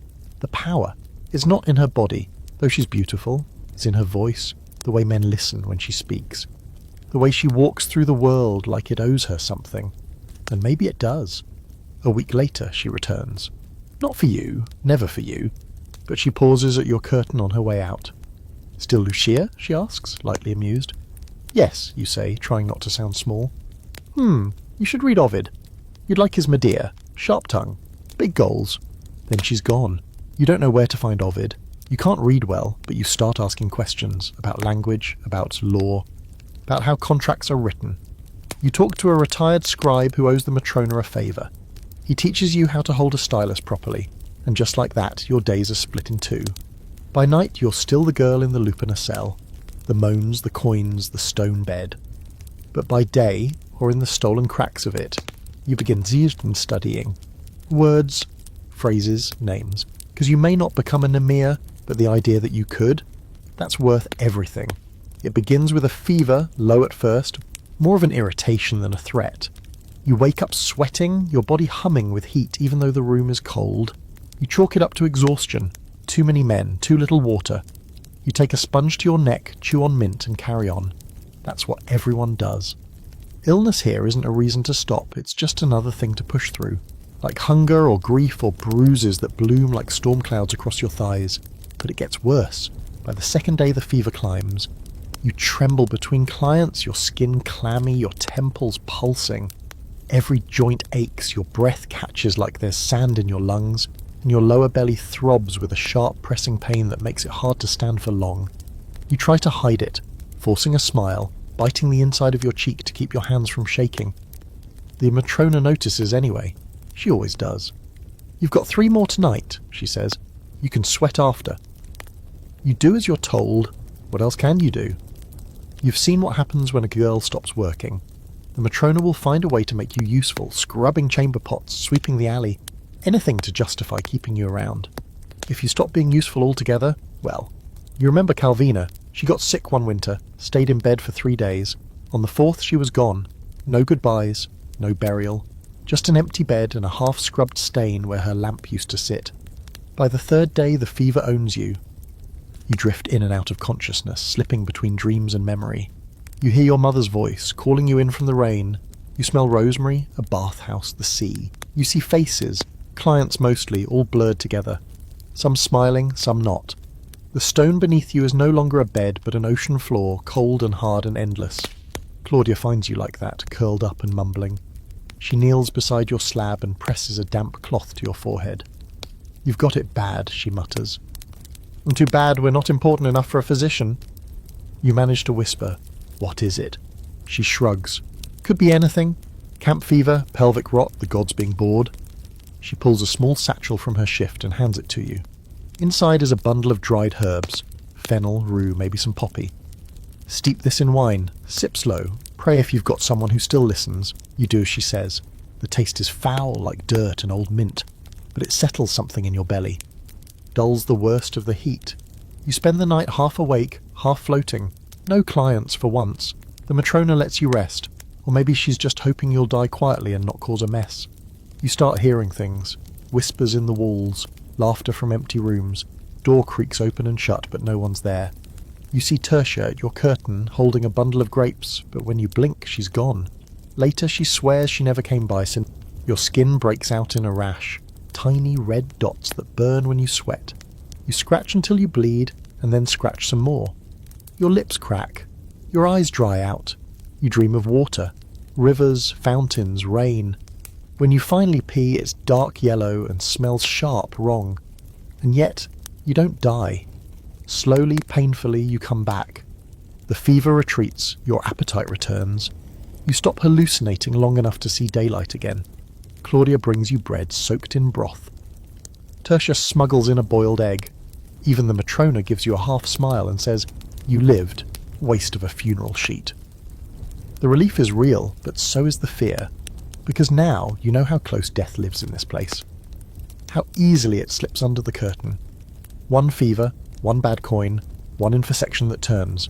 You've always known, of course, but knowing and feeling it in your bones are different beasts. You start to pay closer attention to the girls who limp, the ones who cough too often, the ones whose breath smells sweet, wrong. You know the signs now. You see them like cracks in pottery, spreading, deepening. No one talks about it. Talking makes it real, but everyone watches. There's a girl named Elia who develops boils along her thighs. She hides them with makeup until one bursts during a session. The client runs out screaming. The Matrona doesn't let her rest. "Work the mouth if the rest is broken," she says. Elia tries. She doesn't last long, gone within the week. You hear rumours about the upper-class courtesans, how they keep their bodies clean with rare ointments, imported cloth soaked in vinegar and rosewater. How they have private physicians trained in Greece who examine them once a month. You wonder what that feels like, having someone care whether you rot from the inside out. Instead, you share cures like gossip. Boil mint in goat milk for inflammation. Rub crushed garlic on wounds to keep them from festering. Burn a red thread and sniff the smoke to stop a cough. Most of it is nonsense, some of it helps. All of it is better than doing nothing. Disease is always near, but so is pregnancy, and they often come hand in hand. The moment your belly swells, you're marked. Some girls try to hide it with sashes or by starving themselves. Others throw themselves downstairs. You've never been pregnant. Not yet. But you've had close calls, missed moon cycles, panic that grips your lungs, quiet visits to the back alley, midwife who smells like old cabbage and wears a charm against death on her wrist. There's no glory in surviving here. No applause. Just a quiet nod from the others. Maybe a sliver of better bread. Maybe a client who doesn't ask questions. And you, still alive, still counting coins, still pressing your hand to your chest each morning to make sure your heart still ticks beneath the ribs. You recover, but your body never fully goes back. Something inside you feels looser now, a bit off. You tire quicker, your joints creak louder. The others can see it. Not pity, never that, but a kind of knowing. Like you've joined a new club, the ones who've come close to the edge and stumbled back, slightly altered. From then on, the Matrona keeps a slightly wider berth. She won't admit she worried, but she watches you differently now. Less disposable? Maybe. You don't push your luck, you sweep your cell, change your ragged curtain, light your oil lamp and smile when the next client enters. The work never stopped, but you did. And somehow, that feels like a small kind of victory. You don't plan to give birth. That's not the kind of thing anyone plans for here. Girls talk about it like a rumour, like bad weather. It might happen to you, they say, usually in whispers, glancing sideways as if a baby might appear the moment the words are spoken. It's not celebration, it's dread. Wrapped in soft tones and frantic fingers counting moon cycles, you've dodged it for this long, thanks to herbs, luck and clenched hope. But nothing's foolproof. Not when your body is constantly treated like public property. The first sign is the emptiness. Not the physical kind, but the hollow sensation of something shifting inside you. You feel off, a little slower, a little heavier. The bread makes you gag, the wine tastes like vinegar even when it isn't. You skip a cycle, then another. You tell yourself it's just the fever's aftermath, you are sick, your body's still confused, but deep down, you know, something's growing in you. And it doesn't feel like a miracle. You don't tell the Matrona. Not yet. She'll find out eventually, but you'd rather control the moment. You talk to Claudia first. She doesn't ask questions. She just hands you a bitter root to chew and says, if it's early enough, it might work. It doesn't. You bleed a little, but not enough. The lump in your belly stays. There's no priest to confess to, no physician to consult, just the midwife behind the tavern, the one with rotting teeth and a knife hidden in her apron. You visit her in the dark, wrapped in your shawl, and sit beside the fire while she pokes and prods and mutters. You've got 2, maybe 3 months, she says. I can take care of it now, but you'll bleed for days, maybe die. You hesitate. She watches you closely. Or you wait. Push air out. But then what? Then what? That's the question no one wants to answer, because there's no room in the brothel for babies.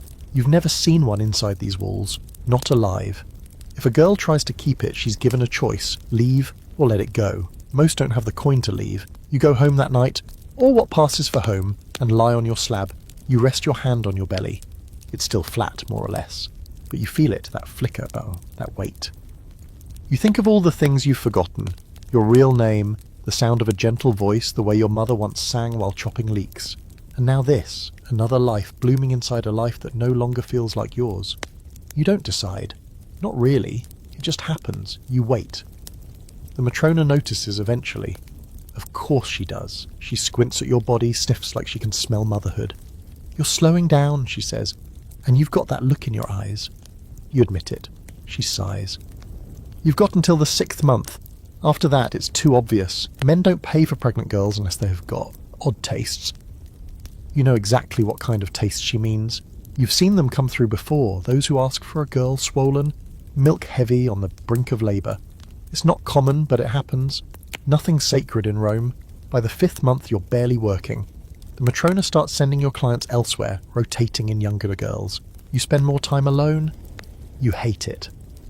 The silence leaves too much space to think. The weight grows. You feel it pressing on your spine, your ribs. You walk slower. Your ankles swell. You can no longer pretend this is someone else's problem. When the pain starts, it's quick, sharp, like your belly is being wrung out by unseen hands. You're not ready. You've seen birth before, once in the alley behind the brothel, when a girl who lied too long gave out mid-shift and pushed a slick red thing onto the cobblestones. She screamed until her voice broke. The baby lived for an hour, then it didn't. Your pain comes in waves. Your knees give out. You curl on the floor beside your bed and bite down on a strip of cloth. Claudia finds you like that. She doesn't ask questions, she just calls for the midwife, who arrives chewing a fig and shaking her head. No ceremony, no oil, no clean linens, she grumbles. Savages. They lay you out on the slab, already soaked from your sweat. The curtain is drawn tight. Someone pours hot water into a basin. You don't know who, you just know that your body is no longer yours. It's become a passage, a tunnel, and something is tearing through it. The labour lasts hours, maybe more. Time dissolves. You scream, but no one hears you over the moans and footsteps of regular business. You see faces blur above you. Claudia, the midwife, the matrona. You don't see the child, not at first, only the sudden absence of pain, then crying. A thin, weak whimper. It's a girl, the midwife mutters. She wraps the baby in an old tunic and hands her to the matrona, who holds her like a sack of grain.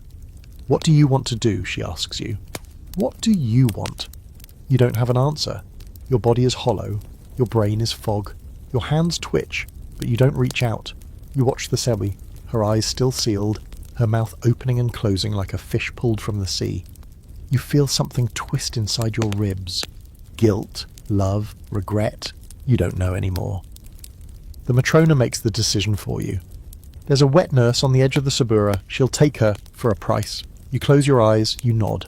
The next day your belly is soft, empty, your breasts ache. The matrona brings you barley broth and a boiled egg. You're lucky, she says. Most girls bleed out. You stare at the food but don't touch it. Your curtain is left open. The lamp burns low. A client asks if you're available. The matrona says, give her 2 more days. You lie there, hand on your stomach, wondering if the girl will grow, if she'll remember the warmth of you, if she'll ever walk past the lupanar and feel something strange in her chest. You don't name her. You don't ask where she goes. But some nights, when the hallway is quiet and the oil lamps burn low, you swear you can hear crying. Faint, far, just enough to remind you what you lost and what you kept. The matrona is older than the brothel itself, or at least that's how it feels. She moves like someone carved from the same stone as the bed slabs, cracked, heavy, impossible to knock over. No one knows her real name. Everyone just calls her matrona, which sounds respectful until you realise it's also a title used for housekeepers and slave managers. She doesn't mind. She's not here for names.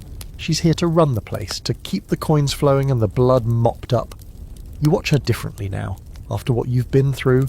The fever, the pregnancy, the screaming birth behind the curtain. You start to see her not just as your boss, but as something stranger. A woman in power. A survivor. A warning. Because once, long ago, the matrona was one of you. The story shifts depending on who tells it. Claudia swears she was once a scortum honesta, wooed by senators and gifted silver bracelets and imported perfumes. Tertia thinks she was born in chains, rose through the brothel ranks, and earned her freedom by outliving everyone else. Priska says she was married once to a soldier who vanished during a campaign in Dacia, and turned to managing women when her dowry dried up and no one would take her back. All the stories agree on one thing: the matrona didn't get here by kindness. You've seen the hardness in her eyes. She doesn't weep when girls die. She doesn't flinch when clients strike too hard. She just makes calculations. How much coin the girl brought in, how much it will cost to replace her, how fast she can train a new one. She doesn't care about your pain, your dreams, your bleeding body curled on a stone slab. She cares about numbers, but there are moments, rare ones, when you see something else flicker behind that stare. One night, after a client refuses to pay and storms off, leaving you bruised, and with nothing but spit and curses, the matrona doesn't yell. She brings you a rag soaked in lavender water and a half-rotten orange. Take the peel, she says. Rub it on your neck. Clients like it. Then quieter. Don't flinch next time. Makes them meaner. She walks away before you can say anything. But something about the gesture, the fruit, the cloth, the advice spoken like an old spell, sticks with you. She's not being kind, she's being strategic. But underneath that, there's something almost human. Or maybe that's what you want to believe. You begin to wonder how she became what she is, what it takes to survive long enough to leave the stone bed and sit behind the wooden counter instead. How many names she's forgotten, how many pregnancies, how many years since she last felt like her body was hers. Because that's what it is, isn't it? A trade, Give your body long enough and maybe you earn your freedom, only to become the one who sells someone else's. You start noticing her habits, the way she tallies earnings at the end of the night with a worn stylus and a cracked tablet. The way she watches each client, reads them like a coin's weight in her hand.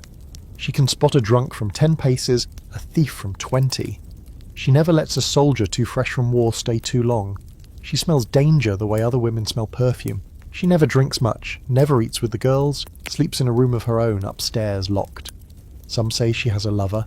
Others say she sleeps with a dagger under her pillow and a wax bust of Venus beside her bed. You ask Claudia once what she thinks. She made a life, Claudia says. Not a good one, not a happy one, but a life that's more than some of us get. Sometimes you catch the Matrona staring at the girls when they think she isn't watching.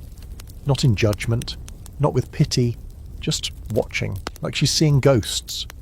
There's one girl she favours, Junior, tall and fast-tongued, with dark eyes that sparkle when she lies. Junior gets the best clients, the cleanest cell, extra honey in her wine. Some say it's because she's clever. Some say it's because she reminds the Matrona of herself. But you've seen the way she touches Junior's shoulder, the pause in her voice when she says her name. Maybe it's the closest thing to affection the Matrona has left. You wonder if she ever cared about a girl before, really cared. Gave them more than advice and cold fruit and quiet glances. Maybe she did once. Maybe they died, or ran, or betrayed her. Whatever happened, the softness is gone now. She's armour, and she expects the same from you. The longer you work here, the more you understand her logic. You stop hoping for fairness. You stop asking for favours. You learn to keep your curtain clean, your hands quick, your voice low. You learn which clients tip and which ones steal. You count coin in your head before it hits the floor. One night, after a fight breaks out between a drunk sailor and another client, the Matrona throws a knife. It lands in the wood post beside the sailor's head. Silence falls. She doesn't raise her voice. She just says, "You touch each other again in my house, and the next one lands between your eyes." They leave. She turns, looks at you and says, "You don't win by being loud, you win by knowing where to aim." You still nod. You remember. Still, the girls hate her. Quietly, they curse her when she's not around. "Old witch," they mutter, "sucking coin off our backs," but they fear her too. Because they know she's the only thing keeping the chaos in check. Rome doesn't care what happens inside the lupanar. No magistrate is coming to rescue you. No citizen vote will protect your throat. The Matrona is the wall between you and total ruin. And sometimes, very late at night, when the work is done and your bones ache too much to sleep, you wonder if she regrets any of it. If she remembers her first night in the cell. If she ever dreamed of something gentler.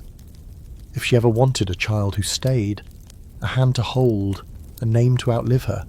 But you never ask. Because in this place you don't ask about the past. You just try to survive long enough to become it. The first time you sneak into the temple, it's not for prayer. It's for quiet. The kind of silence you can't find in the brothel, not even after midnight. Not even when every curtain is drawn and every girl is asleep or too numb to speak. You slip out in the early hours, your sandals tied loosely, your shift hidden beneath a cleaner tunic you borrowed from the wash line. You walk quickly, head down, eyes scanning for anyone who might stop you or worse, recognize you. The temple of Venus Erycina stands just outside the Subura, nestled into a slope that smells faintly of smoke and fig leaves. It's small but well kept, lit by flickering oil lamps and the soft murmur of coals that haven't quite died out from the last offering. You've passed it dozens of times, always glancing sideways, wondering what it would feel like to step through the threshold and not feel shame clawing at your throat. This time you go in. There's no one else there. Just a priestess sleeping upright in a corner, her head tilted back against a pillar, her mouth slightly open. You pause, unsure if you should wake her or pretend she isn't there. You choose the latter. The goddess doesn't need introductions, not from you. You move toward the altar, which is modest, just a block of stone smeared with old wax and dried petals.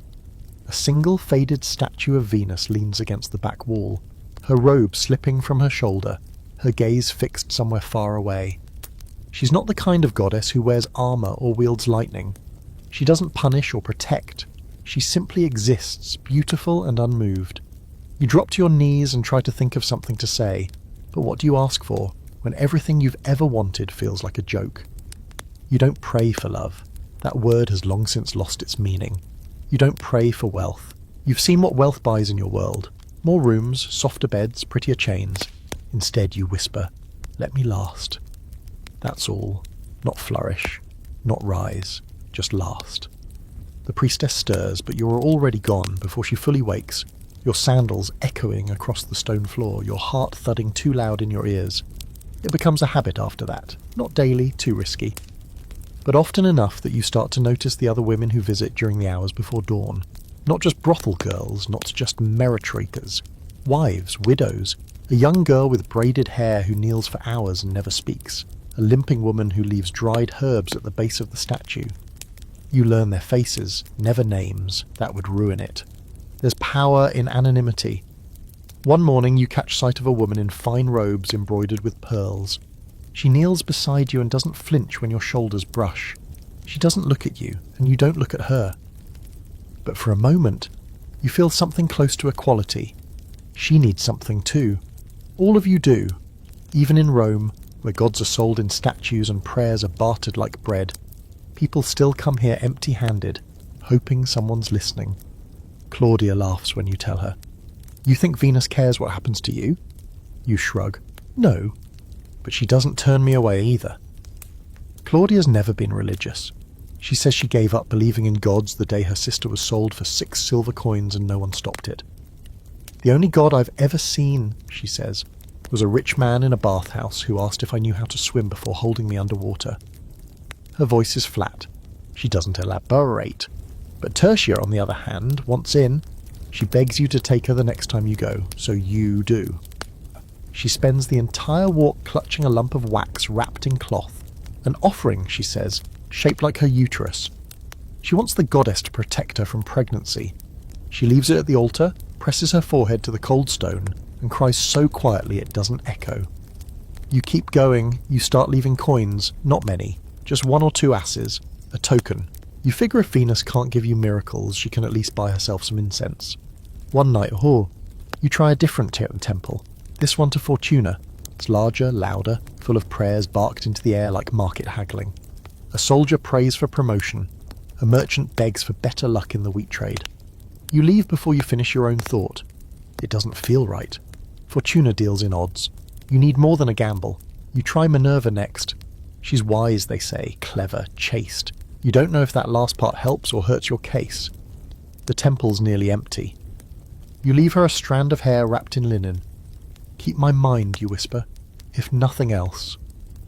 You wonder sometimes if the gods hear any of this. If they sit in the clouds, bored, tallying prayers and deciding which ones get answered. Or maybe they're as tired as you are. Maybe they don't answer because they've forgotten how. Still, you keep going, because there's something holy in the ritual, even if it's just for you. It feels like reclaiming something, your voice, your time, your hope. For 15 minutes a week, you're not Lucia, the girl with bruised thighs and a fake smile. You're just a body kneeling in the dark, asking the sky to hold your secrets. And slowly, something shifts. Not outside, not in your circumstances. You're still in the lupanar, still working, still bleeding. But inside, in that small place no man has ever touched, something hardens. A kind of strength. A valence that feels more solid than fear. You start carrying a tiny Venus charm in your sash. No one sees it, you don't show it off, but when a client gets too rough, or your breath shortens, or the matrona looks at you like you're just another tally on her waxboard, you press your fingers to that charm. You remember the statue's eyes, that far-off gaze, that indifference, and somehow you draw power from it. Not kindness, but endurance. Maybe that's what the gods offer now. They tell you he's important before he even arrives. The matrona walks faster, talks quieter, wipes down the entrance with actual vinegar instead of the usual bucket of wine dregs. She even tells the boy who normally sweeps to go home for the day, too much noise. That's how you know something unusual is coming. When the matrona starts silencing footsteps, she calls a meeting in the hallway. All the girls are lined up like pottery for inspection. Clean tunics, hair tied back, bruises concealed as best as possible. The matrona looks you over and points. "Lucia," she says, "you're on call tonight." You don't ask who, you never do, but she offers the answer anyway. He's a client of status, very discreet, very particular. You nod. You've heard this kind of language before. It usually means money and secrets, sometimes danger, sometimes both. When he arrives, he doesn't come in with a flourish or a guard detail. He walks alone, dressed in a simple cloak, face shadowed beneath the hood. You only see the edge of his mouth, clean-shaven, the skin a little too smooth for a man who's lived rough. But his ring gives him away. Gold, heavy, set with a carnelian carved with an eagle. Not a soldier's ring, not a merchant's either. Something older, deeper, senatorial. He doesn't wait to be offered a room. He chooses yours. The Matrona pulls you aside before you follow him in. You treat this one like a priest, she says, not a client. You say nothing unless asked. You don't look him in the eyes. You keep your hands where he can see them, and whatever happens in that room, you do not repeat it. Understand? You do, because in Rome some men walk with the kind of power that turns whispers into executions. They don't need soldiers to kill you, they just need a nod. Inside the room, the man removes his hood and sits, not on the bed, but on the low stool by the basin. You glance at him, not young, not old, handsome, in the way polished marble is handsome, cold and expressionless. His eyes are sharp, calculating, not the kind that wander lazily over your body. He's reading you. He doesn't touch you right away. Instead, he speaks softly, like you're the one who might break. You're the one they call Lucia, he says. Is that your real name? You shake your head. He nods. Didn't think so. There's a pause. You don't know if he's waiting for something, testing you, or simply enjoying the silence. He runs a hand over his jaw and finally speaks again. Tell me something, he says. What do you dream about when no one's listening? It's not the question you expect. You open your mouth and close it again. The answer, if it exists, is buried somewhere under weeks of labour and layers of numbness. Eventually you murmur, a house without stone, a bed with feathers, quiet. He smiles, not cruelly, not kindly, just knowingly. He says, I used to dream about having a name no one could touch. Now I have one. It's worse than you'd think. You sit beside him on the stone slab, waiting. He doesn't undress. Instead, he begins to talk about the Senate, about rumours of a new rebellion in Germania, about land grants and taxes, and a shipment of Egyptian grain that vanished on the Tiber. You listen, not because you understand all of it, though you're learning more than most girls do, but because he talks like someone who's tired of pretending. Then finally he stands. This isn't about pleasure, he says. This is about forgetting, just for an hour. You nod. He undresses slowly, not seductively, mechanically, like shedding armour. There's a scar on his left hip, a deep one. He doesn't hide it. You don't ask. The act itself is gentle, almost clinical. He moves like a man who's been trained in everything, swordplay, oration, seduction, but enjoys none of it. He breathes evenly, does not close his eyes, and when it's done, he rests his forehead against your collarbone for a moment before rising. He dresses quickly, refastens the ring, and looks at you one last time. You remind me of someone I lost, he says, but you're stronger. He leaves before you can respond. The Matrona's waiting when you emerge. Did he leave anything? You hand her the coin. It's heavy, real silver, enough to buy you 5 weeks of freedom, if freedom were for sale. She pockets it and waves you off like you're dismissed from a performance. Later, Claudia corners you. Was it him? You blink. Who? She leans in, eyes wide. There's rumours. A senator's son, maybe even closer to the palace. Comes here when things get bad, spends money like it's someone else's.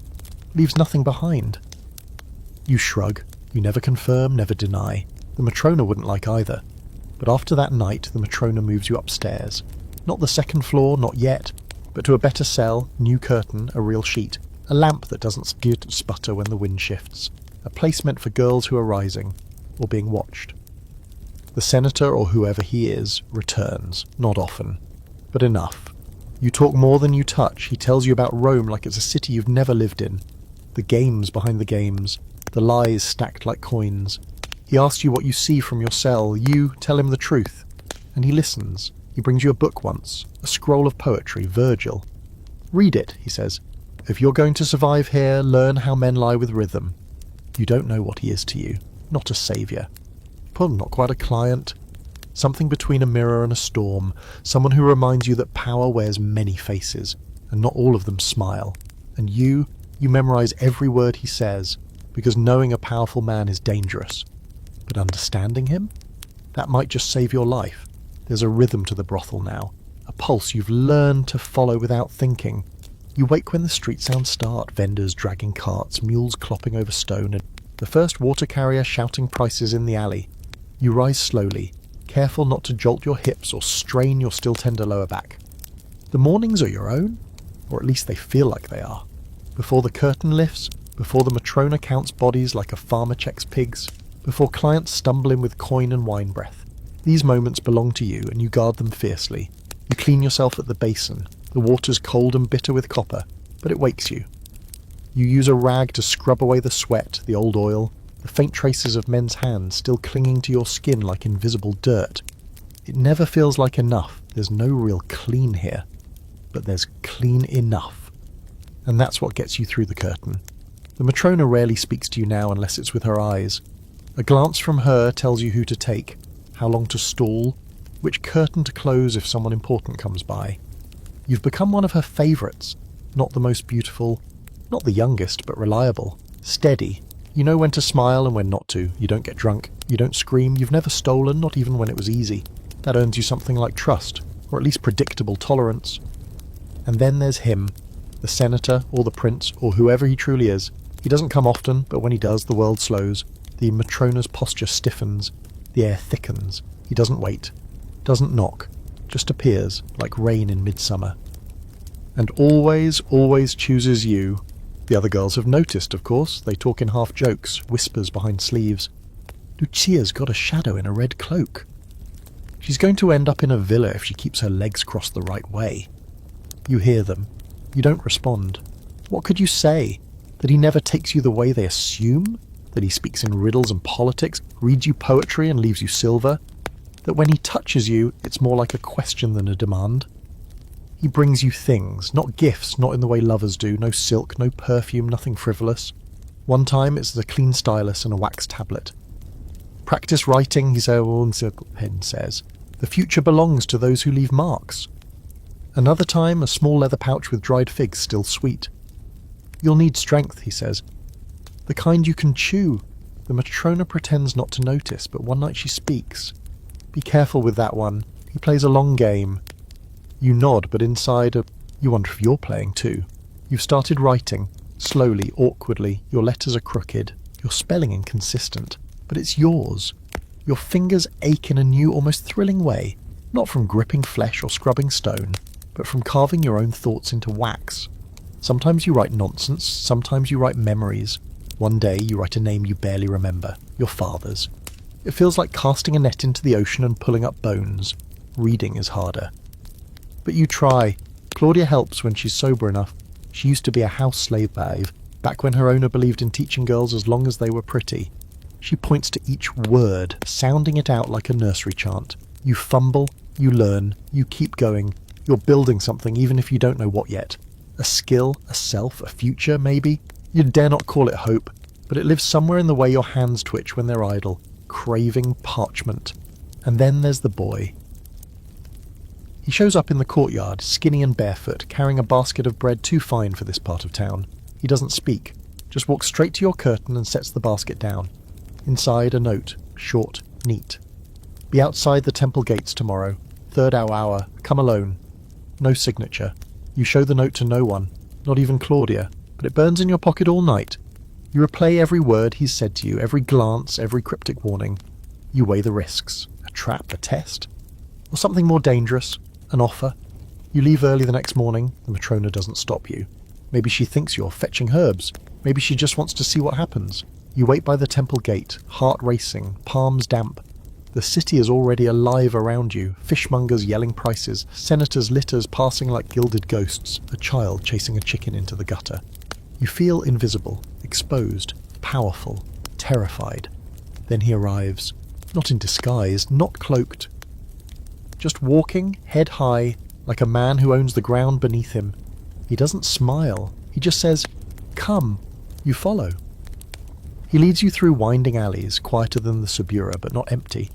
Past taverns, past doorways, past a courtyard with a fountain that doesn't stink. Finally, he opens a gate. Inside is a garden. Real grass, trimmed hedges, a fig tree in bloom. You've never seen anything like it up close. You inhale like you've been holding your breath for years. "This is my aunt's house," he says. "She's away." You nod.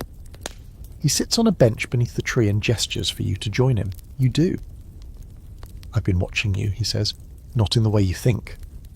You wait. There's something in you, something sharp, not just survival, curiosity, rage. I don't see it often. Still you say nothing. "I can help you," he says. "If you help me." There it is, the price. Always a price. He explains solely, carefully. There are things he needs to know. People he needs watched. Women who speak more freely when they think they're safe. A girl like you can go places he cannot. Hear things he cannot. Report them, safely, quietly. "You want me to spy," you say. He doesn't flinch. "I want you to survive. Better than this." And for a terrifying moment it sounds like a way out. You ask, "And if I say no?" He shrugs. "Then you return. I'll still bring you poetry." You don't decide, not then. You walk back slowly, the figs he gave you bouncing softly in your sash. Back in your cell you sit beside the wax tablet. You carve one word. Choice. It looks strange, new, yours. You don't notice the smoke at first. Rome always smells like something's burning, olive oil, trash, spilled wine on hot stone. Even at night, when the city should be sleeping, there's always a brazier glowing somewhere. A baker stoking his oven, a torch guttering in an alley. But this smoke is different, thicker, heavier. You taste it in your mouth before you smell it properly, bitter, like ash and wet rope. It's Tertia who says it out loud. "Do you smell that?" You're sitting beside her in the hallway, mending a rip in your shift with a bent needle and borrowed thread. You sniff, pause, frown, then you hear the shouts. They start faint, just voices raised in alarm, but then they swell, panic, running feet, the unmistakable sound of things breaking. A crash echoes from somewhere down the street. A horse screams. The air shifts. You rise before the Matrona does. She's already moving by the time you reach the front door. Outside, the night sky isn't dark. It's orange. The rooftops ahead flicker with the reflected flame. People are pouring into the street, women with baskets, men holding children. An old woman carrying a clay idol in both hands like it might stop the fire. "The Subura!" someone shouts. "It started near the grain warehouse." You look left, then right. The fire's far, but not far enough. You turn to the Matrona. "We have to go." She's still, for once, unsure. "We don't know if it'll reach here." "It's windward," Claudia snaps. "We'll burn like parchment if we wait." The brothel isn't made for escape. No back door, no secret tunnels, just a narrow front entry and barred windows too small for anyone to squeeze through. The Matrona looks around at the girls, half-dressed, bare, but already coughing, and then she does something you've never seen her do. She hesitates. "Take what you can carry," she says finally. "Money, clothes, nothing else. But you don't reach for money, not yet. You run to your cell, the wax tablet is on your bed. You grab it, slip it under your tunic. Then the stylus, the Venus charm, and, impulsively, the old scrap of scroll he gave you. Virgil, you don't know why, but it feels like something worth saving. Back in the hall, chaos has bloomed. The younger girls are crying. One of them clutches a lamp, the oil sloshing dangerously. "Put it down," someone yells. "You'll set us off before the fire gets here." The Matrona organizes the exit like a commander, barking orders, her face lined with fury and fear. "Lucia, take the front, clear the street." She hands you the iron key. You don't ask why she trusts you, you just obey. You open the door and step out into heat. Not just the fire, the panic, the press of people surging through the street like blood in an artery. They don't look at you. No one's interested in prostitutes when their homes are turning to cinders. That's the one grace fire gives. For a few terrifying hours, no one wants anything from your body but to get past it. The others follow you, single file. You take Claudia's hand. Tertia clutches the hem of your tunic like a child. The Matrona is last, locking the door behind her with trembling hands. It feels absurd, locking a place that's already halfway to being rubble. You make it 3 streets before you see the fire with your own eyes. It's not a flame, it's a monster. Tall, red, roaring. It licks the edge of a wooden awning and devours it in seconds. You feel the heat on your face. A man runs past you, clothes smoking, eyes wild. You pull the girls into a side alley and press against the wall. "We have to go around," you say. The Matrona shakes her head. "There's no around, there's only through." She's right. The main street is jammed. Fires at both ends. The alleys are too narrow. You have to move fast or be boxed in. You glance down at your feet. Bare, bleeding. But there's no time to care. You run. You lead the line through the side streets. Past the butcher's stall you used to visit for herbs, now a charred skeleton of hanging hooks. Past the tavern where Claudia once sang for coins. Past a temple with its doors flung wide, flames already licking the columns. The gods aren't helping tonight. The world is turning to ash. One of the girls stumbles. Tertia tries to help, but she's too small. You double back, pull the girl up, sling her arm over your shoulder. Her name is Vibia. She's barely 14, she whispers. "My lungs hurt." "I know," you say, "just a little farther." You don't know if that's true. Then, like a miracle, the fire breaks. Or maybe it's just skipped this district. You burst into a quieter square, less smoke, fewer screams. A fountain bubbles in the centre, the water untouched. You rush to it and dunk your hands, your face, your head. The others do the same. You gulp water like it's wine. It tastes like heaven. You look around. Everyone's here. Everyone but... "The Matrona," Claudia says. "Where is she?" You spin. She's not with you. She must have gone back. Maybe for a girl, maybe for the coin. Maybe just because that brothel was her entire life, and she didn't know how to leave it. You want to go back. But the fires come closer again. The square is starting to smoke. Tertia grabs your wrist. "If you go, we lose you too." And that's the truth. So you stay. The Matrona never comes. At dawn, you're sitting on the fountain rim, shivering in your damp tunic, the wax tablet pressed to your chest. The air still stinks, but the sky has cleared. Rome is quieter than you've ever heard it. Exhausted, wounded, your cell is gone. The lupanar is a shell now, if it's standing at all. You don't know what will happen next, where you'll sleep, who will feed you, whether another brothel will take you in or if you'll have to beg. But you're alive. You look around at the girls, silent, stunned, soot-streaked, and realise they're looking at you. And just like that, without meaning to, without asking for it, you've become what the Matrona was. The difference is, you still remember what it's like to kneel. In the days that follow, you barely recognise the city. Rome wears her wounds out in the open. Buildings collapsed, streets blackened. Bodies piled in alleys waiting for carts that never come. The air still smells of smoke and burned leather. Ash falls like snow, soft and grey, coating everything in a thin reminder that nothing is permanent, not even the marble temples or the men who built them. The brothel is gone. You go back once, just to see. What was once a tight, hot corridor of laughter and moaning and whispered curses is now a skeletal frame of stone and soot. One of the walls still stands, charred but proud, with a fragment of crude graffiti clinging to it. Just a name and a crude picture of a woman's body. You don't know whose. It could be yours. It could be anyone's. That feels fitting somehow. You find the Matrona's keys in the rubble, melted together in a single iron clump. Claudia sees them and doesn't say anything. Neither do you. There's nothing to say. She's gone. Her rules are gone. The tally board is gone. And the curtain you pulled back for years has turned to smoke.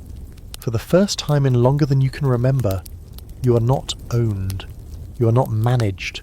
You are not expected to be anywhere at any time, which is somehow more terrifying than being trapped. You and the others don't know where to go, so you linger in the ruins like stray dogs. You sleep in an abandoned wine shop, crowding together for warmth on the sticky floor. Claudia finds a stack of linens and divides them without a word. Tertia finds figs and insists you eat the soft ones first. They are closer to going off. You laugh for the first time in days, not because it's funny, because it's absurd, and absurdity is the closest thing to sanity you have left. The senator doesn't come. You don't know if he's dead or busy or simply no longer interested, but you wait. You watch for him, day after day.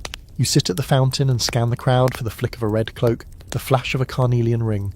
Nothing. Instead, word spreads.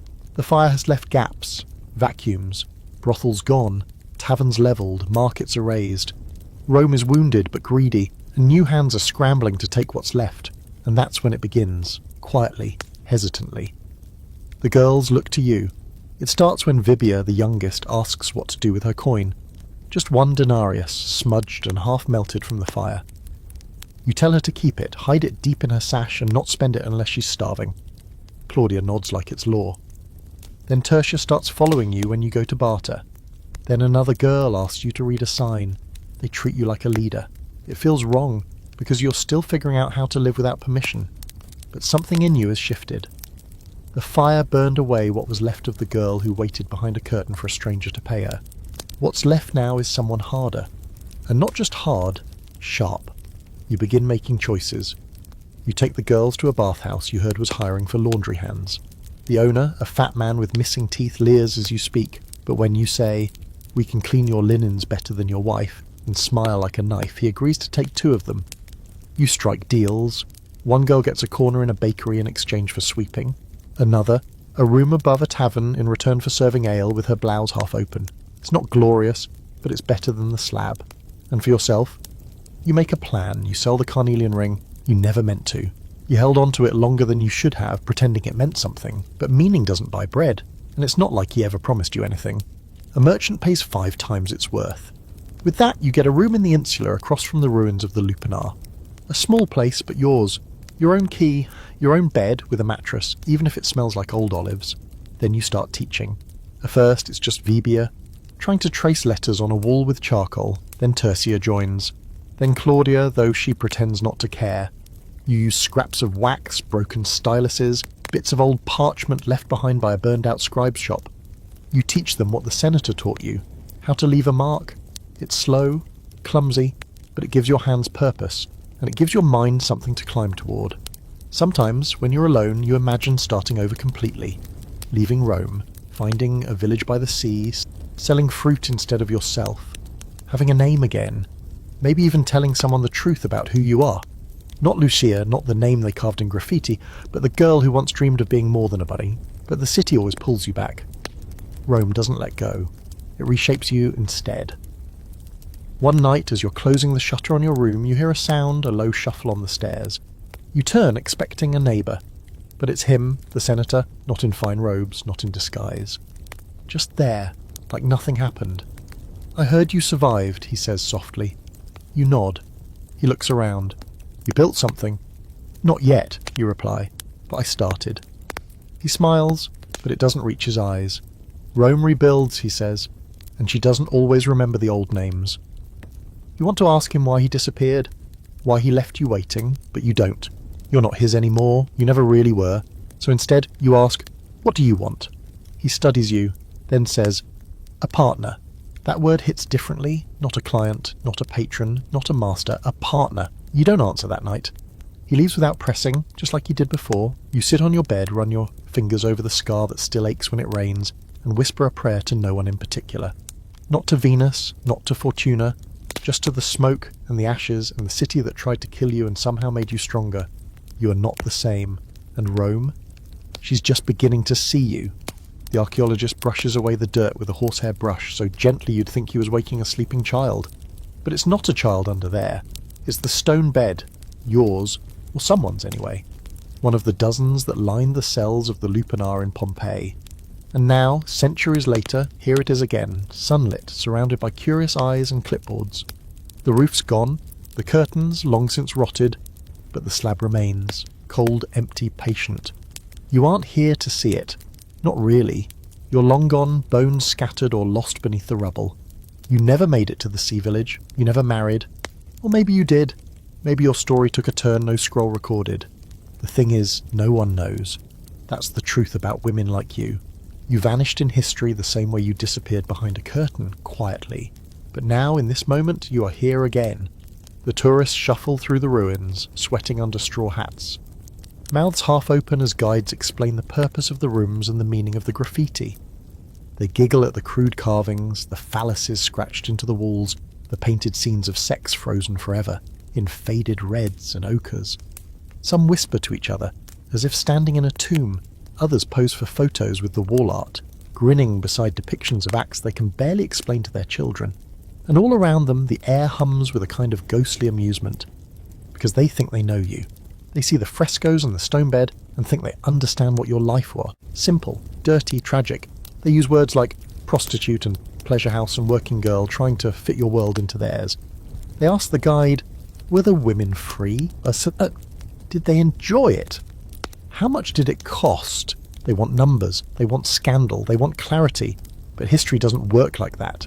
There are pieces of your story here. Yes, your name, or the one you were given, might be carved into a wall. Lucia fecit ben, Lucia did it well. That could be you, or it could be someone else entirely. The archaeologists don't know. They argue over every mark, every broken cup, every oil lamp left behind. One insists this was a lower-class brothel, another swears it had religious ties. A third believes some of the women might have had more agency than previously assumed. They debate you like you were an idea, not a person. They'll never find the Venus charm you carried in your sash. It crumbled long ago. The wax tablet is gone too, melted into some forgotten fire. But your words, some of them remain, scrawled in bad Latin, half buried under the stairs or scratched behind the stone headrest of your bed. A phrase barely legible. Vivit qui scripsit. She lives who wrote. Maybe that was you, maybe not. But it's the closest thing to a voice you left behind, and they won't know what it cost you to write it. To steal time from a world that owned your body and dared to put your mind to wax, to teach others to read when no one believed girls like you had thoughts worth keeping. To hold your chin up as Rome burned, and dare to build something in the ashes. Some scholars will read your story as evidence of oppression, others will paint it as resilience.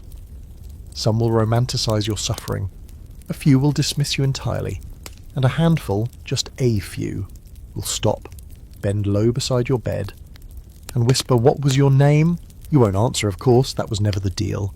But maybe, just maybe, you'll leave behind enough of yourself to haunt them, not in the way of spirits or shadows, but in thoughts that itch, in questions that won't let them sleep, in the way they'll start to see your world not as background decoration, but as a living, aching place where someone like you once woke to the sound of footsteps, pulled back a curtain, and greeted the day with both dread and grace.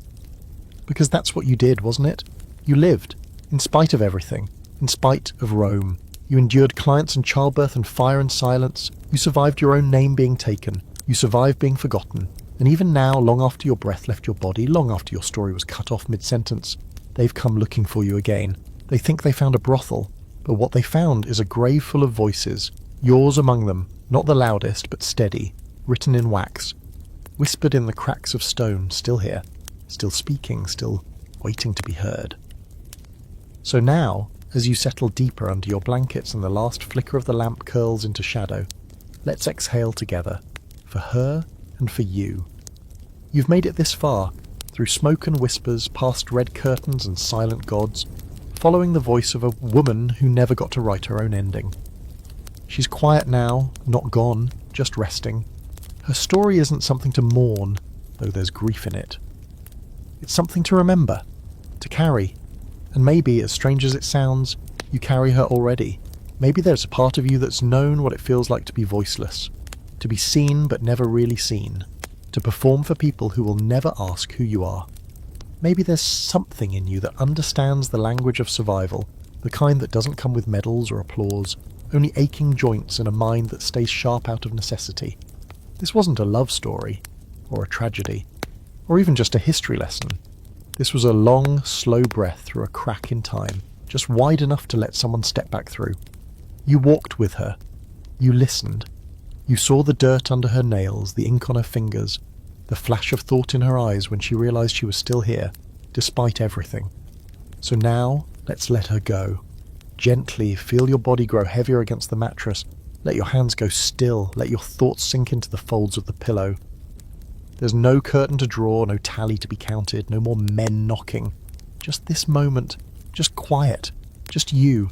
And maybe, if you listen very carefully, you'll hear her voice again, faint but certain, somewhere between the floorboards and the stars. Still here, still speaking.